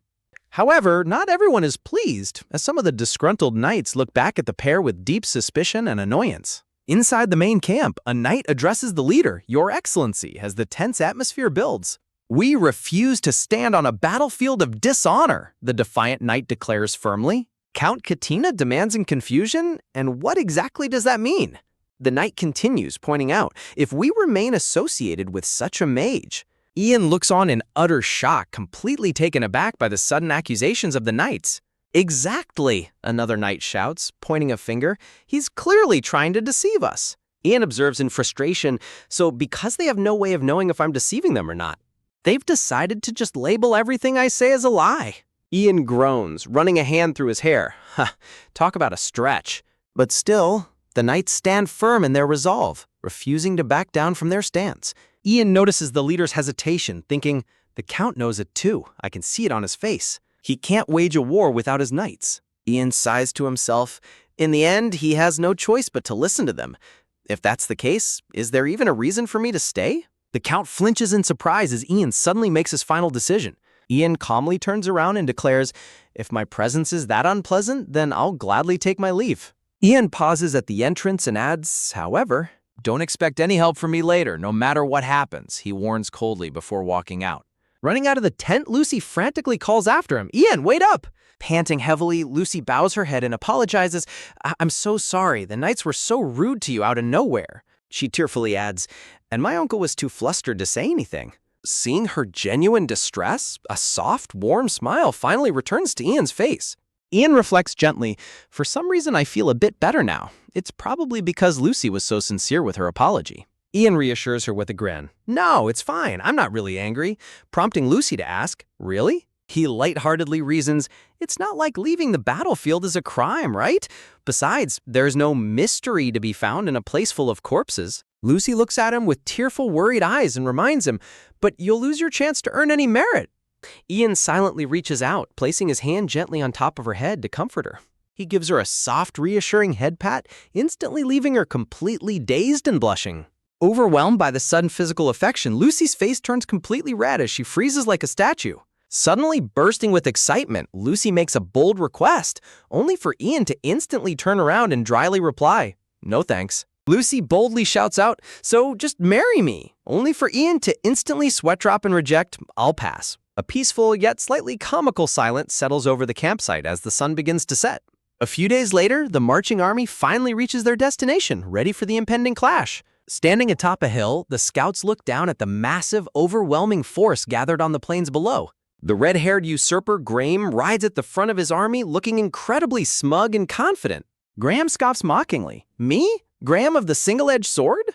With a wicked, confident grin, Graham prepares to crush his opponents and solidify his rule. He seethes with intense anger. Lucy Talion, how dare you side with the Count? Once I win this battle, you will be mine. He smiles smugly, thinking, besides, we have the Black Knight of the East on our side. Victory is as good as ours. Suddenly, a soldier rushes up to him on horseback and calls out in a panic, Captain! The soldier's sweat drops as he reports, the enemy army is... Unfazed, Graham places his hand on the hilt of his weapon, ready to draw. Drawing his blade, he raises it high toward the sky to signal the charge. Graham bellows at the top of his lungs, let's go! As his army roars in unison, charging straight into battle. The battle erupts into chaos as the clashing of swords and the trampling of hooves echo across the dusty battlefield. Watching from a safe distance on the hill, the Count, Lucy, Ian, and the remaining knights closely observe the chaotic battle unfolding below. Decade notes confidently, we have the upper hand, to which Ian agrees, it seems so. Thinking victory is assured, Decade adds, the difference in numbers is huge, at this rate we'll win.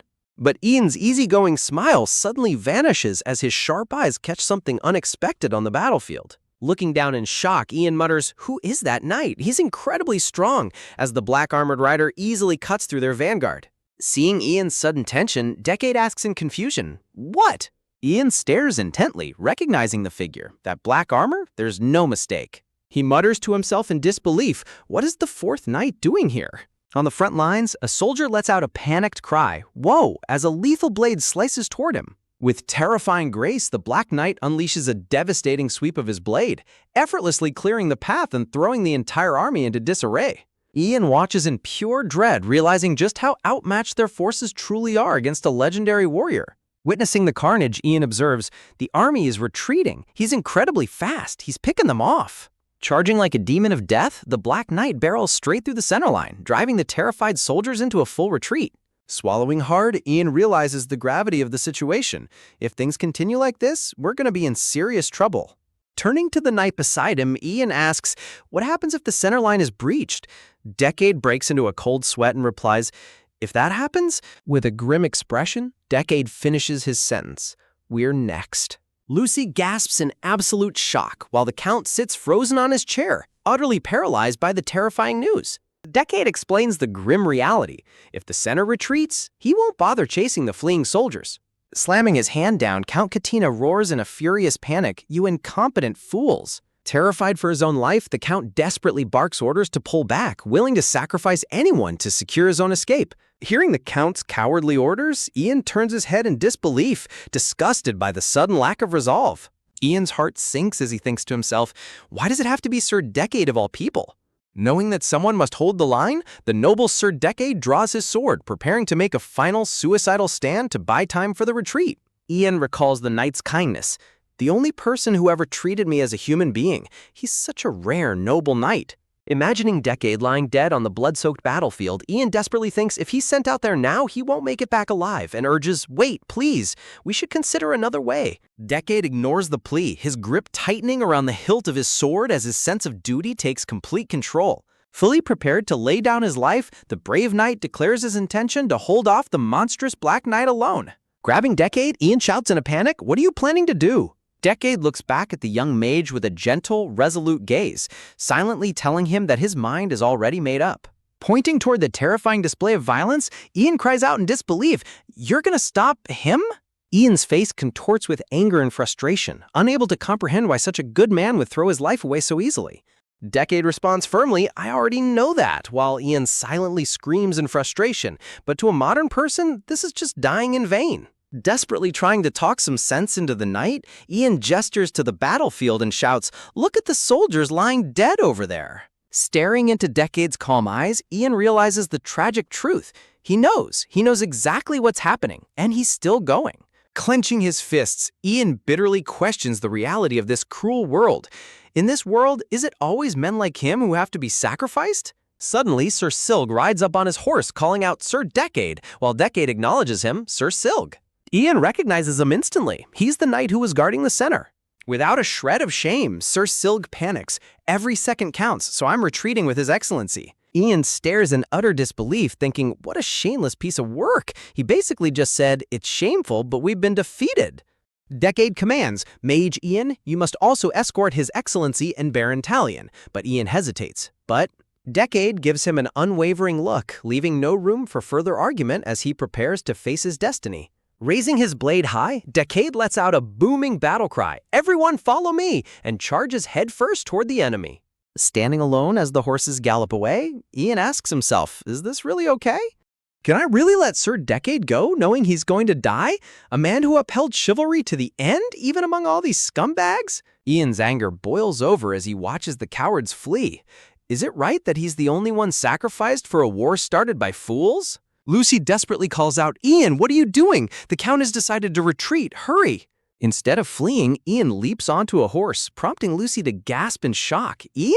Grabbing the reins, Ian commands, Lucy, get out of here with that scumbag Silg. Ian declares with a fierce, confident grin, I'm staying with Sir Decade to take them down. Let's make it out of this alive, Lucy. Leaving her crying out in sheer panic, what? Wait! Left completely dazed and shocked, Lucy can only watch in utter disbelief as Ian makes his move. Spurring his horse to a gallop, Ian charges ahead into the chaos without looking back. Catching up with the retreating vanguard, Ian calls out to the brave knight, Sir Decade. Turning around in utter surprise, Decade gasps, Ian, why are you here? While Ian firmly replies, I'll lure the enemies away. Decade desperately urges, you need to protect the Count, but Ian argues back, no, you can't handle them alone. Offering a confident, reassuring smile, Ian reminds him, I'm a mage, I can take care of myself. Staring at the young youth, Decade is deeply moved, thinking, that look in his eyes. Seeing the sheer determination in Ian's expression, Decade realizes he's not bluffing. A soft smile forms on the veteran knight's face, deeply touched by Ian's courage and selflessness. In the distance, a large squad of enemy cavalry charges forward, threatening to overrun them. Trusting the young mage, Decade gives a nod of agreement and shouts, all right, I'm counting on you. Ian looks back with a serious expression, ready to execute his dangerous plan. Spurring his horse to a sprint, Ian rides off to draw the pursuing enemies away from the main group. Suddenly, a sharp arrow flies past his head and thuds deeply into a nearby tree trunk, catching Ian off guard. Flapping its wings in a complete panic, Ian's crow companion shrieks, "Caw, master, I'm gonna die! Call, die!" Glancing behind him at the chasing pack, Ian calmly plans. First, I'll lure them into the forest. Spotting the Lone Rider's path, the enemy soldiers shout, "He went into the forest! After him!" An eerie, quiet darkness envelops the dense forest as Ian leads his pursuers deep inside. Walking their horses cautiously through the dark trees, the enemy soldiers mutter, "I'm sure he came this way." Suddenly, they spot a cloaked figure on horseback in the distance, prompting one to ask, What's that?" Sitting calmly on his horse, Ian slowly takes out a powerful magic scroll from beneath his cloak. With a decisive movement, Ian rips the scroll wide open to unleash its stored magical power. In an instant, a colossal torrent of blinding blue lightning erupts, lighting up the dark forest. The enemy soldiers scream in agony as the devastating lightning blast tears through them, blowing them off their horses. Riding past the smoking, defeated soldiers, Ian surveys the absolute devastation left in his wake. Letting out a relieved sigh, Ian mutters, "Phew, that cleaned things up a bit." However, his worry immediately returns as he thinks, "I wonder if Sir Decade managed to regroup with the Count. They couldn't have been caught, right?" Knowing he can't leave things to chance, Ian turns his horse around and decides, "I need to check." Meanwhile, from high up on a tree branch, the mysterious blue-plumed knight quietly watches as the Count's fleeing party runs by. Spotting the retreating party, the ambushers yell, "It's the Count," while the Count curses in panic, "Damn it, I knew it!" The enemy commander orders relentlessly, "Fire!" as his crossbowmen aim their weapons at the fleeing carriage. A barrage of arrows rains down on the loyal guards, striking one directly in the back. Screaming in pain, the wounded horse rears up and throws its rider violently to the ground. The Count's group is forced to a sudden halt as they are completely cut off and surrounded by the enemy. Despite the arrows protruding from his back, a brave guard continues to stand defiantly, refusing to let the enemy pass. With a ferocious roar, the loyal knight swings his heavy sword to strike down an approaching enemy soldier. However, the remaining guards find themselves heavily outnumbered and surrounded from all sides by the enemy forces. Suddenly, a brutal blade cuts deep into the loyal knight's chest, silencing his valiant stand. The brave guard collapses face down onto the dirt, completely lifeless as the enemies close in. Witnessing the brutal death of their protectors, Lucy and Baron Talion freeze in absolute horror and grief. Smirking confidently on horseback, the enemy commander calls out mockingly, "Come now, Count, it's time you surrendered quietly." Pushed to the brink of madness and desperation, Count Katina lets out a wild, furious roar, "Grah!" Brandishing his heavy iron mace, the Count recklessly charges forward on foot, determined to take down as many enemies as possible. Taken aback by his sudden, savage ferocity, a crossbowman stammers in fear. He's a monster. Before the Count can reach them, a stray crossbow bolt flies through the air, piercing Baron Talion directly in the chest. Gasping in pain, the Baron begins to fall backward off his horse as Lucy and the soldiers cry out in panic, "Uncle, my lord!" Rushing to his side on the ground, Lucy tearfully cradles her dying uncle as he weakly whispers, "Lucy!" Overwhelmed by grief, Lucy weeps uncontrollably over her uncle's unconscious body as the cold reality of war sets in. Observing the chaotic scene, the enemy commander grumbles in frustration. "Damn it, I can't believe the Count died." He sweat drops in anxiety, remembering his orders. "The captain told us to take him alive. We'll just have to capture the woman instead," the enemy commander mutters coldly. Raising his crossbow high, the commander orders his men to prepare to capture their new target. The commander shouts, "Get her!" as the soldiers charge forward, yelling, "Yeah!" Swinging his sword desperately to protect Lucy, the wounded guard shouts, "Get back!" The brave guard groans in pain as a brutal blade cuts deep into his chest. Left completely frozen in horror, Lucy can only weep as the last of her protectors falls lifelessly to the ground. Watching the enemy soldiers close in, Lucy thinks in sheer desperation, "I don't want to be sold off to Graham like this." Squeezing her eyes shut in terror, Lucy tearfully whispers, "Help me!" Suddenly, a voice commands, "Darkness!" as a massive burst of dark magic erupts, startling the soldiers. "But what?" they cry out in panic. A thick shroud of dark purple energy completely envelops Lucy, shielding her from the soldiers' sight. One of the blinded soldiers shouts in frustration, "I can't see a thing!" Still kneeling in the darkness, Lucy gasps as she hears the sound of approaching hoofbeats. Suddenly, a hand reaches through the fog and grabs her arm, pulling her up onto a galloping horse. Opening her eyes in surprise, Lucy looks up to find that Ian has come back to save her. Ian keeps his gaze locked ahead, steering the horse quickly through the chaos. Lucy looks up at her savior with a mixture of confusion and deep relief. Spurring his horse forward, Ian calls out, "Lucy, where's the Count?" To which she can only weakly respond, "Oh, right, Glancing down at her, Ian asks in concern, "Are you hurt?" Lucy quietly shakes her head. "No, you saved me. Thank you." Lucy's expression quickly turns somber as she remembers the tragedy that just occurred. Ian frowns as he processes her silence. "He was supposed to be heading your way. It looks like something went wrong." "Sir Decade," Lucy murmurs in worry, but Ian firmly reassures her, "I'm sure he's fine. Let's head to the river for now." Lucy looks at him in confusion. "Why?" Ian remains silent, his expression turning grave as he focuses on their escape route. Suddenly, Lucy gasps in absolute horror as a figure blocks their path ahead.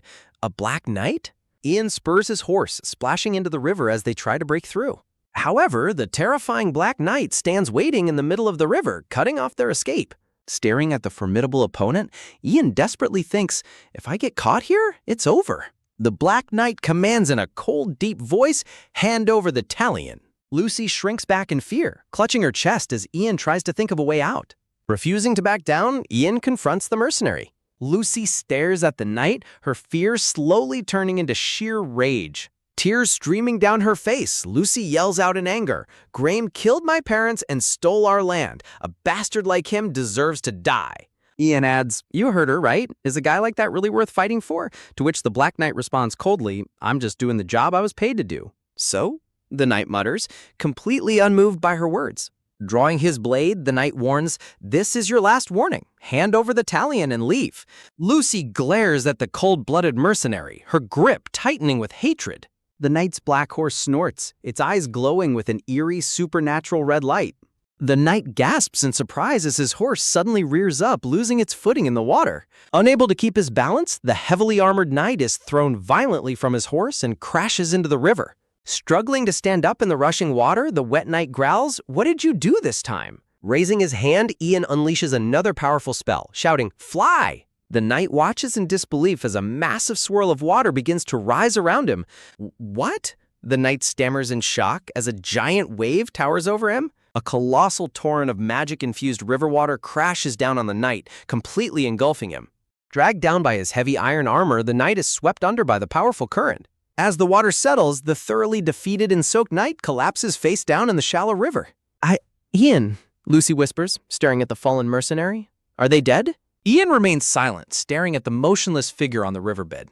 Ian sweat drops, thinking to himself, "Besides, some crazy bastard might try to stab me out of nowhere if I leave him like this." Lucy asks in confusion, "What are you doing?" as Ian kneels next to the defeated knight, muttering, "Better me taking it than letting someone else steal it."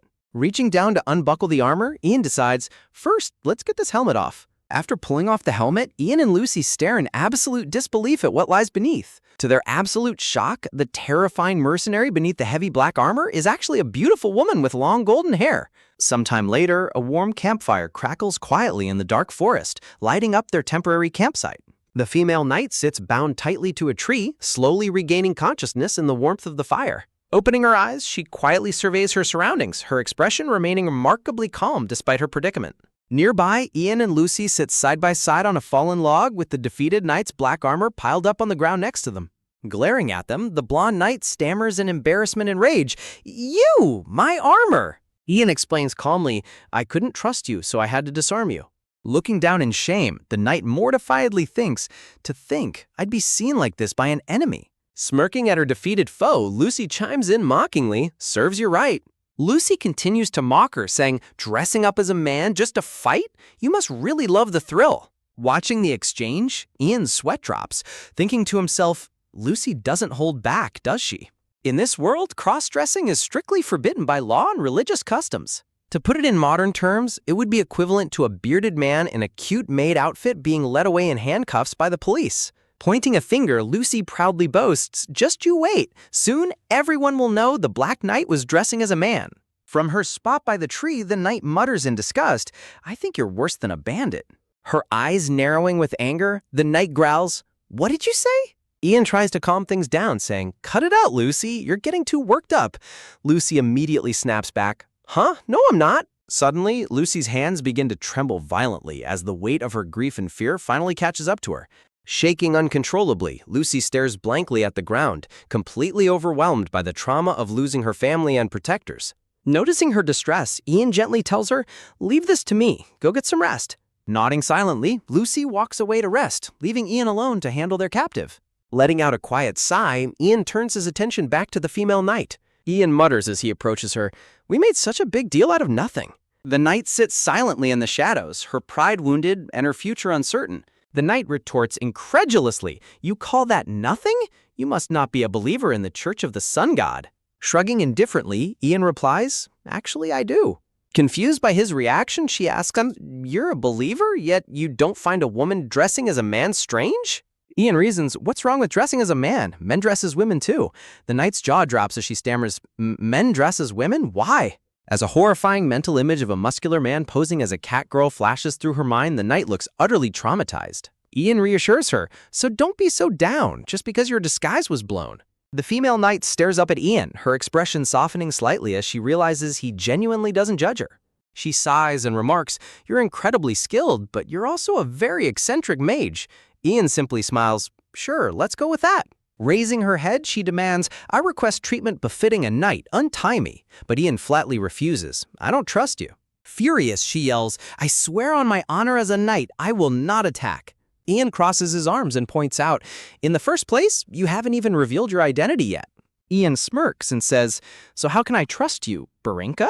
Ian looks surprised as the female knight's expression turns deadly serious, preparing to reveal her true background. Looking him dead in the eye, she declares, "I am Barenka of the House of Metz." She begins her tale saying, "My homeland, the county of Wince, is a barren land on the eastern edge of the empire. As the eldest daughter, I was trained as a knight from a young age to be the heir," she explains. "But when my father died, my mother made my younger brother the successor instead. I fought to reclaim my position, but—" Ian interrupts, asking, "Then shouldn't you be in prison? How did you end up here?" "I ran away," she replies bluntly.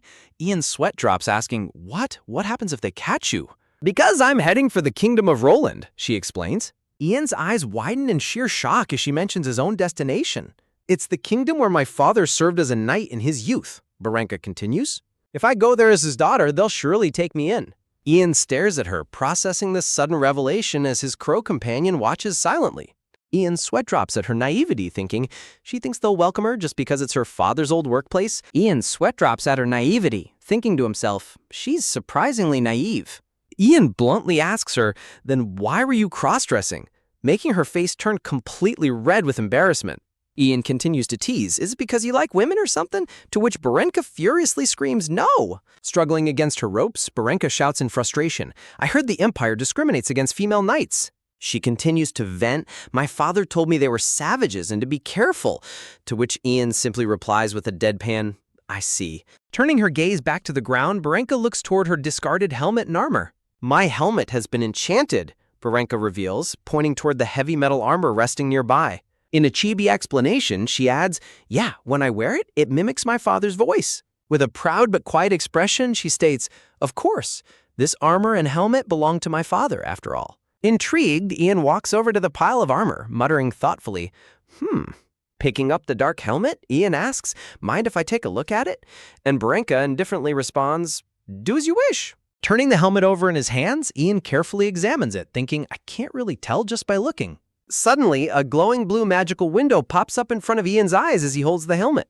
The screen reads, "Witness a more definitive mystery to acquire new skills," prompting Ian to wonder, is this a different kind of mystery than the ones I know? He stares intently as the magical interface continues to process the legendary knight's helmet. Ian smiles as he notices his points tallying up, thinking, "Oh, I've racked up quite a few points." Swiping through the menu, he decides, let's see if there are any good skills, as options like aeromancy, geomancy, and pyromancy appear. Ian's eyes glow brightly as the screen reveals a highly unusual and unexpected choice. The system notification displays Skill Necromancy 3100 in progress, the ability to converse with the dead. Horrified, Ian sweat drops and thinks, "No way, is this the new mystery I just witnessed?" Walking back over to her, Ian calls out her name, Barenka, and she looks up, responding, "Yes?" Looking gravely at the helmet, Ian mutters, "I knew it, this thing," as Barenka watches him in confusion. A dark, eerie shadow looms behind Ian as he delivers the terrifying news. It seems like it's haunted, sending chills down Barenka's spine. The next morning, sunlight filters through the trees as the group gathers around the campsite to eat breakfast, with Barenka now untied. Tension flares between Lucy and Barenka as they glare intensely at one another, leaving Ian to think in exhaustion, "You're not about to start round 2, are you?" Ian quietly chooses food, trying his best to stay out of the girls' silent conflict. Looking down at the helmet resting on her lap, Barenka asks in concern, "Is it dangerous for me to use this helmet then?" Shrugging, Ian honestly replies, "Who knows? I'm not a necromancer." He offers some practical advice. Try using it sparingly in battle. There's no telling if it'll be a help or a hindrance. Lucy turns to Ian with a skeptical frown, asking, "Are you sure we shouldn't tie her up?" Ian tries to reassure her, "Yeah, she swore she wouldn't kill us," but Lucy stubbornly retorts, "She could just be saying that." Feeling caught in the middle of their bickering, Ian can only scratch his head in awkward silence. Barenka interrupts their discussion, addressing them directly, "Talion, and you, Mage Ian." She continues softly, "And yet, Ian, ye spared my life." Looking down with a mix of gratitude and embarrassment, she sighs quietly. Seeing her hesitation, Ian thinks to himself, "If you want to make up, you should just say so." Shrugging it off, Ian speaks aloud, "Well, it's fine by me." Barenka declares firmly, "I don't care what Talion thinks of me. I will simply fight as a knight." Lucy folds her arms proudly, staring back at her with a smug, unbothered expression. Lucy thinks to herself, if Ian accepts her, she'll be a valuable ally. Lucy turns around and playfully sticks her tongue out, huffing with a smug wink. Barenka looks at her with a sweat drop, completely bewildered by her sudden shift in attitude. Ian is equally confused, thinking, what's gotten into her? This isn't like Lucy at all. Lucy cheerfully scoots closer and leans against Ian's arm, leaving both him and his crow utterly dumbfounded. Looking back at them, Barenka says sincerely, "I appreciate the generosity you've both shown." She gazes down at her helmet, her expression turning incredibly solemn and resolved. Ian watches her closely, sensing a sudden shift in her demeanor. To his absolute shock, Barenka suddenly declares, "I have no choice but to repay you with my body," prompting him to stammer, "With your body?" Barenka drops to her knees on the forest floor, preparing to swear an oath of absolute loyalty. Looking up at the panicked mage, she continues, "Until my debt is fully paid?" As Ian frantically asks, "What is it?" Dropping her head in a deep bow, Barenka declares, "My sword is yours." Ian and Lucy watch in dumbfounded silence as the female knight formally kneels before them, cementing her vow. Stunned by the sudden declaration, Lucy nervously stammers, "Ian!" Skeptical of her sudden pledge, Ian sweat drops and asks, "Do you even know who I am?" Ian asks in bewilderment, "Then do you know where I'm going?" But Barenka answers resolutely, "It doesn't matter. I will stay by your side until my debt is paid." Ian scratches his face in confusion, muttering, as he tries to process his bizarre new retainer. Watching her intently, Ian ponders to himself, what should I do? He imagines a scenario where a sudden enemy attacks him, thinking, I'd be in trouble if someone like that showed up. But if that happens, he thinks, visualizing a sword blocking the blow. He looks down at Barenka, realizing her martial skill would make the perfect shield. Offering his hand with a warm, welcoming smile, Ian says, "Glad to have you with us." At daybreak, Ian sends Oberon to fly over the forest, searching for any signs of their scattered allies. Ian watches his crow companion vanish into the sky to begin the search. High above the tree canopy, Oberon spots groups of surviving soldiers wandering through the dense woods. One of the soldiers points up at the crow, asking, "Wait, isn't that a signal from the mage?" Another veteran soldier nods in agreement, saying, "We have to go." One of the younger soldiers panics dramatically, crying out, "He might put a curse on us if we don't." Despite Ian's worries, a sizable group of about 300 remnant soldiers manages to gather together. One of the leading knights gasps in utter shock, pointing a finger as he stammers, You're—" He is stunned to see Barenka standing tall and proud in her full suit of armor, her helmet tucked under her arm. Barenka shamelessly feigns ignorance, declaring, "Black Knight? Who's that? I am Barenka of the county of Wince," leaving her former comrades comically speechless. Veins popping on their heads, they shout back in frustration, "Don't give me that crap, you're definitely the Black Knight." Barenka draws her sword in outrage, yelling, "How dare you? I take that as an insult to my honor. I challenge you to a duel." The knight confidently accepts, replying, "Fine by me, I accept. When I win, you'd better admit you're the Black Knight." In an instant, the duel is over as the knight is sent sprawling flat on the ground with Barenka's blade at his throat. The defeated knight lies motionless, utterly overwhelmed by her superior skills. Shaking in terror, the soldiers quickly change their tune, crying out, "Barenka, she's definitely not the Black Knight, no doubt about it." With their leader thoroughly beaten, the rest of the troops quickly fall in line, settling things far more peacefully than Ian had expected. Ian's sweat drops at the bizarre display, thinking to himself, Barenka is surprisingly shameless. Suddenly, Sir Decade approaches them, asking, "Are you two finished talking?" Relieved to see him, Ian quickly walks over, calling out, "Sir Decade." Ian greets him warmly, saying, "You look well, Sir Decade," and the knight replies with a relieved smile, "I'm so glad you're safe." Lucy runs up with a bright smile, crying, "Sir Decade," and he bows respectfully, replying, "My lady, I am truly relieved to see you unharmed." Turning serious, Ian looks at the veteran knight and says, "Sir Decade, we need to talk." Sir Decade closes his eyes in sorrow, whispering, "I already know." Ian asks, "What do you all plan to do now? What about you, Sir Decade?" Decade sighs heavily, admitting, "If it's possible, I want to take down Graham." But Ian looks at him, thinking to himself, "I figured as much." Ian looks over at Lucy, knowing that the only person who can make the final decision to strike back is Lucy herself. Sir Decade drops to his knee, ready to receive his lady's command. Bowing his head respectfully, Sir Decade calls out, "Baroness Talion." Overwhelmed by the sudden weight of leadership, Lucy looks over at Ian for support, whispering, Ian gives her a warm, encouraging smile, reassuring her, "It's okay, Lucy, just do what you want to do." Deep down, she hears a voice echoing, "You haven't forgotten what you truly want, have you?" She remembers the horrifying sight of her family and protectors slaughtered in cold blood. She remembers the smug, mocking face of the traitor Graham, who took everything from her. Tears streaming down her face, Lucy gathers all her courage and screams, "I want to exile Graham and take back our territory." Hearing her words, Sir Decade smiles with deep pride, while Ian looks on, pleased by her resolve. So Decade raises his fist, rallying the troops as he yells, "The Baroness has ordered us to fight!" And the soldiers roar back in unison, "Yeah!"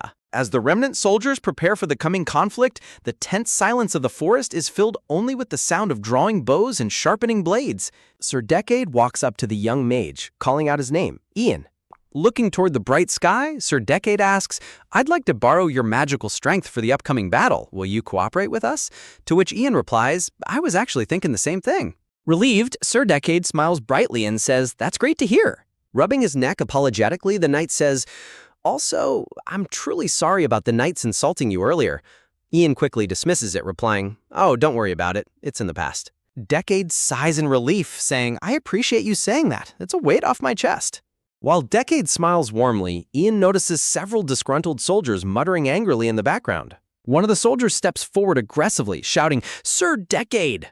The angry knight points at his chest, declaring, "We can win this on our own. We don't need a mage." A bewildered Decade argues, "You just lost a war. What are you talking about?" But the soldiers stubbornly retort, "Even if we win using his power, we'll just be a laughingstock. As a knight, have you no shame, Sir Decade?" Ian stands in calm silence, his crow Oberon fluttering down onto his arm as the defiant knights continue to glare at him. Looking at them with a cold stare, Ian bluntly says, "If you've got a problem, then leave."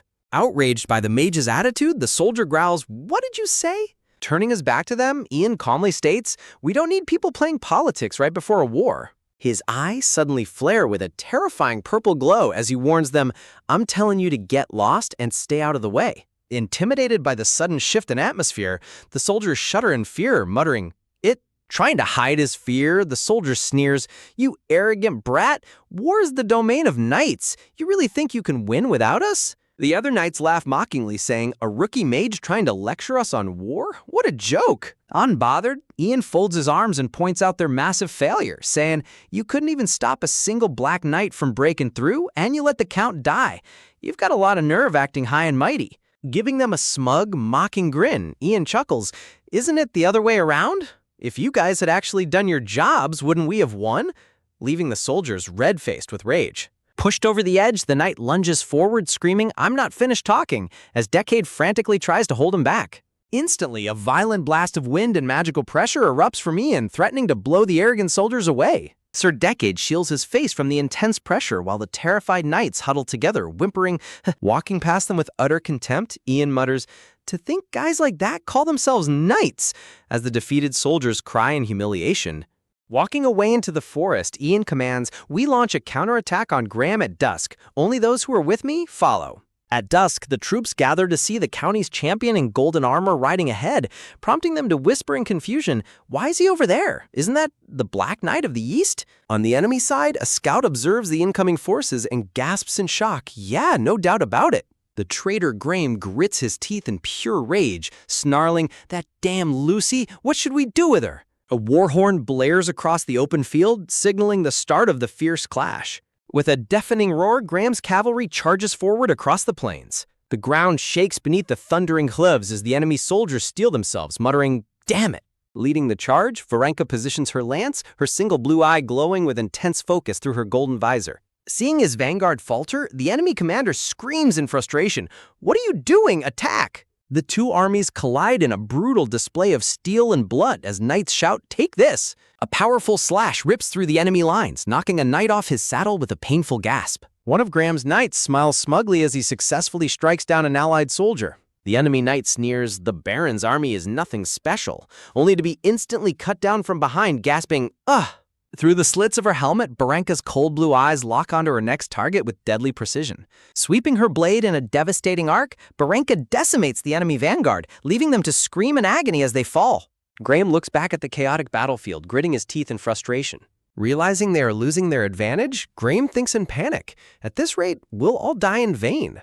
His eyes lock onto a hill in the distance where the young Baroness stands watching the battle, and he growls, "Lucy." A sinister realization hits him as he spurs his horse, thinking, "That's it, if we can just capture that woman," and yells, "Go!" But before he can get close, a dark, malevolent shadow rises around him, and he gasps, "Darkness?" Trapped in a swirling vortex of pitch-black energy, Graham cries out in sheer panic, "What is this?" From the distance, Ian stands calmly, extending his hand as he manipulates the dark magic to bind the traitor. Ian commands coldly, "Fall," as eerie glowing glyphs manifest around Graham, accompanied by the chilling whispers of spirits asking, "Human, kept you waiting? Where should we play today?" The sky and ground seem to fracture under the weight of the dark spell, causing Graham's soldiers to scream in terror. "It's magic! Damn it! Do something!" Blinded by the swirling dark storm, they cry out, "I can't see a damn thing!" As the spell ravages their ranks, the enemy knights are thrown from their horses in utter chaos, screaming, "I don't want to die." Graham panics as his formation crumbles, screaming, "What? Don't act on your own!" Desperately trying to hold his remaining men back, Graham commands, "Everyone calm down and return to your posts." Suddenly, Graham gasps in shock, as a blinding flash of golden light shears through the battlefield, scattering his troops. The sheer force of the blow sends weapons flying, dripping with the blood of his fallen vanguard. Left entirely defenseless, Graham stares in absolute horror, whispering, "This? What on earth is this?" Sweating in sheer terror, Graham looks up to find a sharp blade pressed against his neck as Varenka commands coldly, "Drop your weapons." Knowing he is completely defeated, Graham grits his teeth in bitter humiliation and drops his sword to the dirt. Silence falls over the battlefield as Varenka stands victorious over the captured traitor. Ian looks out across the silent plain at dusk, his crow companion Oberon perched quietly on his shoulder. Under the warm colors of the setting sun, Ian's expression remains calm and contemplative. Lucy runs over to Ian, looking at him with disbelief as she whispers, "Did we?" Tears of relief stream down her face as the heavy weight of her family's tragedy finally begins to lift. Ian looks at her and offers a gentle, reassuring smile. Amidst the aftermath of the battle, the victorious soldiers check on the wounded and recover their weapons. Pointing his sword to the sky, a soldier cheers ecstatically, "Hell yeah!" as Ian walks past him. Reflecting on the conflict, Ian thinks to himself, maybe humans fight just to get their hands on things like that. In the end, living. Ian crosses his arms, letting out a quiet, thoughtful sigh. Ian muses, "Not only that, I came here thinking I might find a mystery of death, but I can't even find a trace of one." He sighs in frustration, wondering, maybe learning necromancy was a mistake.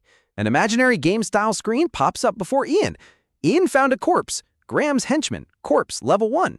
Imagining himself in a surgeon's gown holding a saw, Ian thinks, let's give it a try. He then imagines lying in a coffin next to a skeleton who asks, "Who are you? Or maybe you want to sleep here with me?" Leaving Chibi Ian to think, "I'm so dead."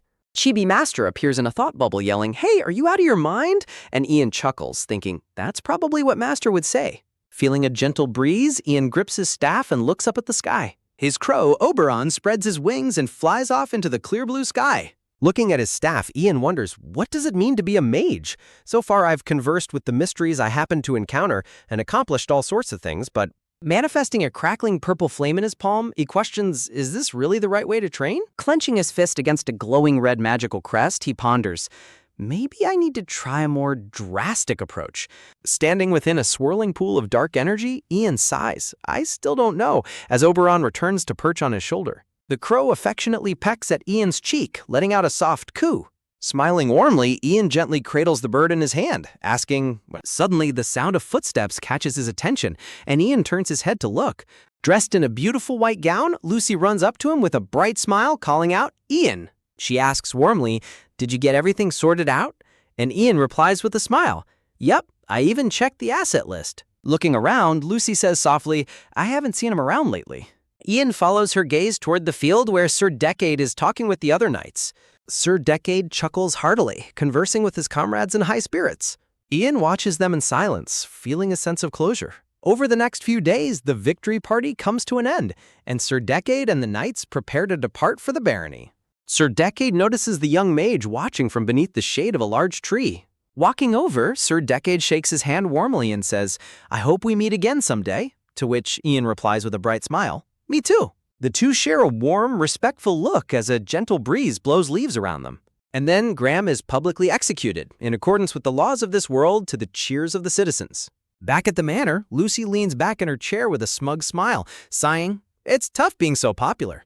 She giggles and teases, "You're a real crowd pleaser, Ian," while Ian stands behind her surrounded by a dark aura, muttering, "Though nobody's actually calling my name." Ian's sweat drops as he remembers casting a massive spell with a scary expression, thinking, who's going to call out the name of a mage when they're casting a curse? Lucy snaps him out of his thoughts, saying, "Oh, right, Ian, we need to head out soon." In the background, some soldiers are talking, and one of them yells, "I said I was going to give you a present, remember?" Hearing this, Ian's eyes widen in dread as he mutters, "Don't tell me." Deep inside the stone tomb, an eerie presence fills the air around a heavily sealed coffin. A heavy pile of rocks sits atop the dark coffin, keeping whatever lies inside tightly bound. Walking along a narrow, treacherous cliffside path, Ian nervously looks down and thinks, "One wrong step and I'm a dead man." Glancing suspiciously at the back of the young baroness walking ahead of him, Ian thinks, "Wait, don't tell me Lucy..." Imagining her turning around with a sinister grin and saying, "I'm not sharing the heirloom, you'll just have to die." A sweating Ian frantically asks, "Lucy, are you sure this is the right way?" Lucy turns around with an innocent, bubbly smile and cheerfully points toward their destination. Relieved, Ian facepalms and thinks, "What was I even thinking? Like that airhead could ever?" Stepping up behind them, Barinka crosses her arms and mutters, "This isn't the kind of place you come to work for free." Proudly declaring, "I'm coming too," Barinka adds, "I'm taking 1 silver coin off your debt," leaving Ian to grumble, "Even though you followed me on your own." Suddenly, a crow's screech echoes as Oberon flies in, crying, "Master!" And Ian asks, "Where were you?" Landing gracefully on Ian's arm, Oberon explains, "I went to check things out from the sky." The crow warns, "There are humans up ahead," prompting Ian to ask in surprise, "Huh? Humans?" Baranka's expression hardens as she crosses her arms and mutters, "This is bad." Peeking from behind a large tree, Baranka reports there are over 10 of them just standing outside, making Lucy gasp, "That many?" Looking down at the sprawling campsite, Baranka notes, judging by the tents, there are probably 30 to 40 in total. Ian looks thoughtful, murmuring, "Grave robbers? At that scale, they're a professional group with inside info." Clenching her fist in excitement, Lucy cheers, "Attack!" as a nervous Ian sweat drops beside her. Lucy looks eager to fight, but Baranka immediately shuts her down, waving her hand dismissively. Lucy's eyes sparkle with expectation, but Baranka sweats in pure exasperation, insisting, "I'm not some monster superhuman. I'm human." Disappointed, Lucy pouts and turns to the mage, asking, "What do you think, Ian?" Ian rests his chin in his hand, quietly contemplating their options. Imagining himself unleashing a massive magical blast, Ian thinks, "I could give it a shot, but..." Sensing his ominous thoughts, Baranka sweat drops and asks warily, "What kind of gruesome magic are you planning this time?" Turning to him, Lucy asks, "What are you going to do?" as Ian raises a finger with a sly smile. Giving her a mischievous grin, Ian replies, "I want to give them a little scare." Under the glowing full moon, an eerie silence settles over the ancient stone mausoleum. At the campsite, a yawning guard stretches, complaining nothing's coming out at all. Another guard looks over at his partner, blinking in confusion as he hears a strange noise. Noticing his partner drawing in the dirt with a stick, the guard asks, "Hey, what are you doing?" The sitting guard replies, "Drawing holy symbols," prompting his friend to ask, "What's that for?" On the ground, the crude markings of a defensive ward are drawn into the dirt. Sifting the dirt through his fingers, the guard sighs, "Honestly, I've got a bad feeling about this job." He continues, "The Tarians are an ancient noble family, right? Rumor has it the first Baron had a thing with the Fairy Queen," and his friend nods, "Yeah, that legend." Suddenly, the guard gasps in absolute horror, dropping his torch as he stammers, "What is that?" His companion turns around, trembling as his eyes widen in fear. Pointing a shaking finger at a dark puddle bubbling on the ground, he whimpers, "What is that thing?" Behind a nearby tree, Ian smiles mischievously under the moonlight with Oberon perched on his shoulder, whispering, "Shadow." A massive, formless purple specter rises from the dark puddle as Ian commands, "Rise." The giant shadow looming over them booms in an eerie, deep voice, "In my domain, what are you doing?" Terrified out of their minds, the two guards cling to each other and scream, A ghost!" Suddenly, a chilling gust of wind extinguishes their torches, plunging them into darkness. The dark specter roars, "You wretches!" sending the panicked guards fleeing for their lives as they scream, "It's the Baron!" Completely overwhelmed by terror, one of the guards falls to his knees, praying frantically, "God, please have mercy! God, please have mercy!" Suddenly, a bright, beautiful flash of light and swirling leaves bursts before his eyes, leaving him to whisper in disbelief, "I'm alive?" But his relief is instantly cut short as a cold, sharp blade is pressed against his neck, making him shriek, "Hi!" Barenka stands over him with a fierce, commanding gaze, prompting the weeping robber to beg, "Please, mercy." Looking down at the sniveling man, Barenka blinks in confusion, wondering, Suddenly, a loud sound catches her attention, and Barenka turns her head toward the tomb entrance. Pointing her sword toward the stone mausoleum, she remarks, "Sounds like there's a mage inside." Peeking out from their hiding spot, Ian and Lucy react in surprise, whispering, "A mage?" After a fiery explosion, a man's heavy coughing echoes, cough, wheeze, hack. Standing before the massive, heavily decorated stone doors of the tomb, the elderly mage sighs, "Whew." Arms crossed, the formidable mage stands confidently under his official title, Inlian. Looking down at the broken tools on the cracked ground, he murmurs, "I heard the Fairy Queen cast a barrier to keep everyone out, but I didn't expect the wall to be this thick." Inlian turns around with a suspicious expression, hearing footsteps approaching. As someone walks down the steps, Inlian wonders, "He said he'd look for another way. Did he find one?" Suddenly, a surge of magic causes Inlian to gasp, his eyes widening as he senses it. This energy, could it be? A voice calls out, "Master Inlian," as a man approaches him from behind. The man is revealed to be a robust, smiling adventurer labeled Mud Baron. The Mud Baron warns, "Hey, we've got a problem," prompting a startled Inlian to ask, "Huh? What is it?" The man reports urgently there's an intruder, catching Inlian completely off guard. At that moment, Ian, Barenka, and Lucy walk deeper into the mausoleum. With a warning echoing, "We have an intruder." A flashback panel introduces Mage Inlian Kate, explaining, "He was a mage who once taught at Dranheim Magic University." The narration continues over his unimpressed face, noting, "He wasn't exactly cut out for teaching. He only wanted the research grants the university provided." Looking through a telescope on a high cliff, Inlian had sighed, "Sigh, I want to go on a journey, a mysterious journey, aiming for legend." Drinking alone at a tavern, he had clenched his fist, thinking, "I want to throw my work aside and see a new world." He had suddenly overheard patrons talking, saying, "I heard those youngsters are going to cause another stir." The rumors continued, "It's wonderful how they just abandon their work without a second thought." The silhouette of a noble family's emblem appears behind the rumor, the naughty child of the... Listening intently with a giant comedic ear, Inlian wonders, is it just beer this time? The rumors spoke of the Talion baronry. They intend to find the treasure left by the late Baron Talion. Prompted by this legend, Inlian immediately took action. After taking a leave of absence to join the quest, magic guided Inlian. His eyes sparkled with intense desire as he pondered, "A magic sword obtained at the end of an adventure? I want to see it." In pure excitement, he thought, "I really, really want to see it." Gripping his head with star-shaped eyes of pure nerd hype, he squeals in anticipation. The narration text notes that he immediately went to the source of the request. He had warmly shaken hands with the Mud Baron to seal their partnership. Back in the present, the cold wind howls through the grand, quiet entrance hall of the tomb where the broken tools lie discarded. Standing by the entrance, the Mud Baron mutters, "Intruders?" And Inlian adds grimly, "And they aren't just ordinary intruders." Inlian clenches his fist and shouts in alarm, "They're mages!" A narration box summarizes, "This is the situation I've ended up in." Meanwhile, Ian's group walks deeper into the dark, dusty corridors of the ancient stone ruins. Holding her chest, Lucy nervously mutters, "It's creepy." Barenka warns the others, "Everyone watch your step, there's no telling what's down here," while dark, ghostly whispers begin to drift through the air. "Hey, Ian, let's play together again." Ian's sweat drops, thinking, "But I've never played with you before," as the whispers tease, "Come on, lie down like you always do, and yeah, and make those snoring sounds too." Sweat dropping heavily, Ian wonders, "Are you talking about me sleeping at night?" as he imagines himself sleeping soundly under a blanket while Oberon snores next to him. Suddenly, Oberon screeches and flies up in a panic as Lucy shrieks, "Gah!" clinging tightly to Ian, who yells, "Whoa!" Sweating slightly, Ian looks around the empty corridor and thinks, well, of course, there are grave robbers here.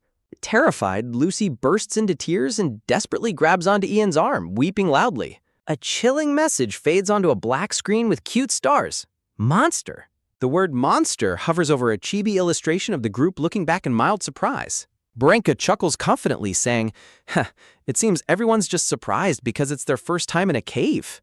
Pointing her finger dismissively, she explains they love mimicking human voices, leaving Ian to wonder, what is she talking about? Lucy and the young priest instantly look relieved and amazed, with Lucy cheering, oh, I see, as they imagine a crow acting like a little fairy. Flabbergasted by their gullibility, Ian stares blankly in shock, thinking, you actually believe that? He sighs and tries to clarify, no, that voice is just an echo.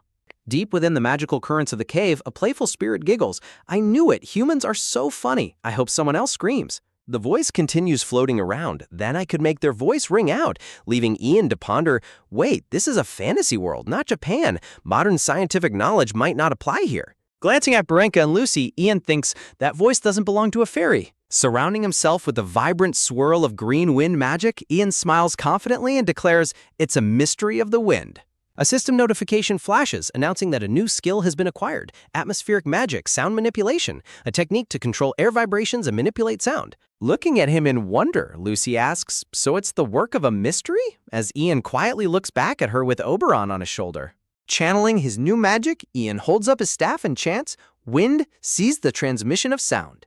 Within the swirling currents of wind magic, the playful spirit complains in annoyance. You're telling me not to spread your voice? Why? You're so annoying, leaving Ian visibly irritated. Unfazed by the spirit's attitude, Ian prepares to take control of the situation. The voice continues to tease him, giggling. You want to play together? That sounds fun. Let's do it. In response, Ian opens his mouth and unleashes a massive amplified shout. Yahoo! Lucy and Branka stare at him in absolute deadpan bewilderment, completely stunned by a sudden outburst. A heavy, awkward silence instantly falls over the vast stone hall of the mausoleum. Amazed by the sudden quiet, Lucy gasps, wow, it's true. So it really was the mystery of the wind. Holding up a hand to stop the others, Ian warns them seriously. Everyone, stay alert. Sensing danger, Ian alerts his companions there are enemies nearby, just as an ominous spell echoes from ahead. Earth, tremble. As the ground violently shakes, Ian narrows his eyes and wonders, is that the mage who came in here? Thrusting his wooden staff forward, Ian counters the seismic spell, commanding, Earth, be still. Stepping out of the darkness with his armed companions, the elderly mage remarks calmly, you're quite skilled with magic. Observing the newcomers, Ian thinks warily, an old man? Who's that guy behind him? Inley and Kate looks at Ian and asks, are you a geomancer? And Ian replies, I've studied it, but I'm not a geomancer. Looking at the elderly mage intently, Ian demands, who are you? The elderly mage smiles and introduces himself. My name is Inley and Kate. I'm a mage from Dranheim. And you? Standing tall under a glowing crest of light, Ian declares, I am Ian Elidus Raven. Hearing the name, Inlian's eyes widen and his face freezes in absolute shock. Stuttering in disbelief, Inlian asks, wait, you mean Elidus the fire mage? To which Ian calmly replies, she is my master. Sweating as he processes the revelation, Inlian mutters to himself, I'd heard rumors that Elidus took a disciple. Looking at Ian with wide eyes, Inlian gasps, I never expected to meet you here, leaving Ian looking mildly puzzled. Sensing the old mage's hesitation, the Mud Baron narrows his eyes and steps forward. Leaning in close behind Inlian, the Mud Baron pressures him, muttering, you're not going to back out now, are you? In a chibi panel, Ian's sweat drops as the old mage looks completely cornered by his aggressive partner. Stealing his resolve under his partner's pressure, Inlian reaches out a hand and yells, sorry, but Baron Talion's treasure belongs to us. Swirling with vibrant green wind magic, Ian begins to chant, O wind, answer my call, and Ian prepares to cast his counterspell with an authoritative shout. But before Ian can even finish his chant, Branka bursts past him like a streak of lightning, her eyes glowing with absolute ferocity as she draws her blade.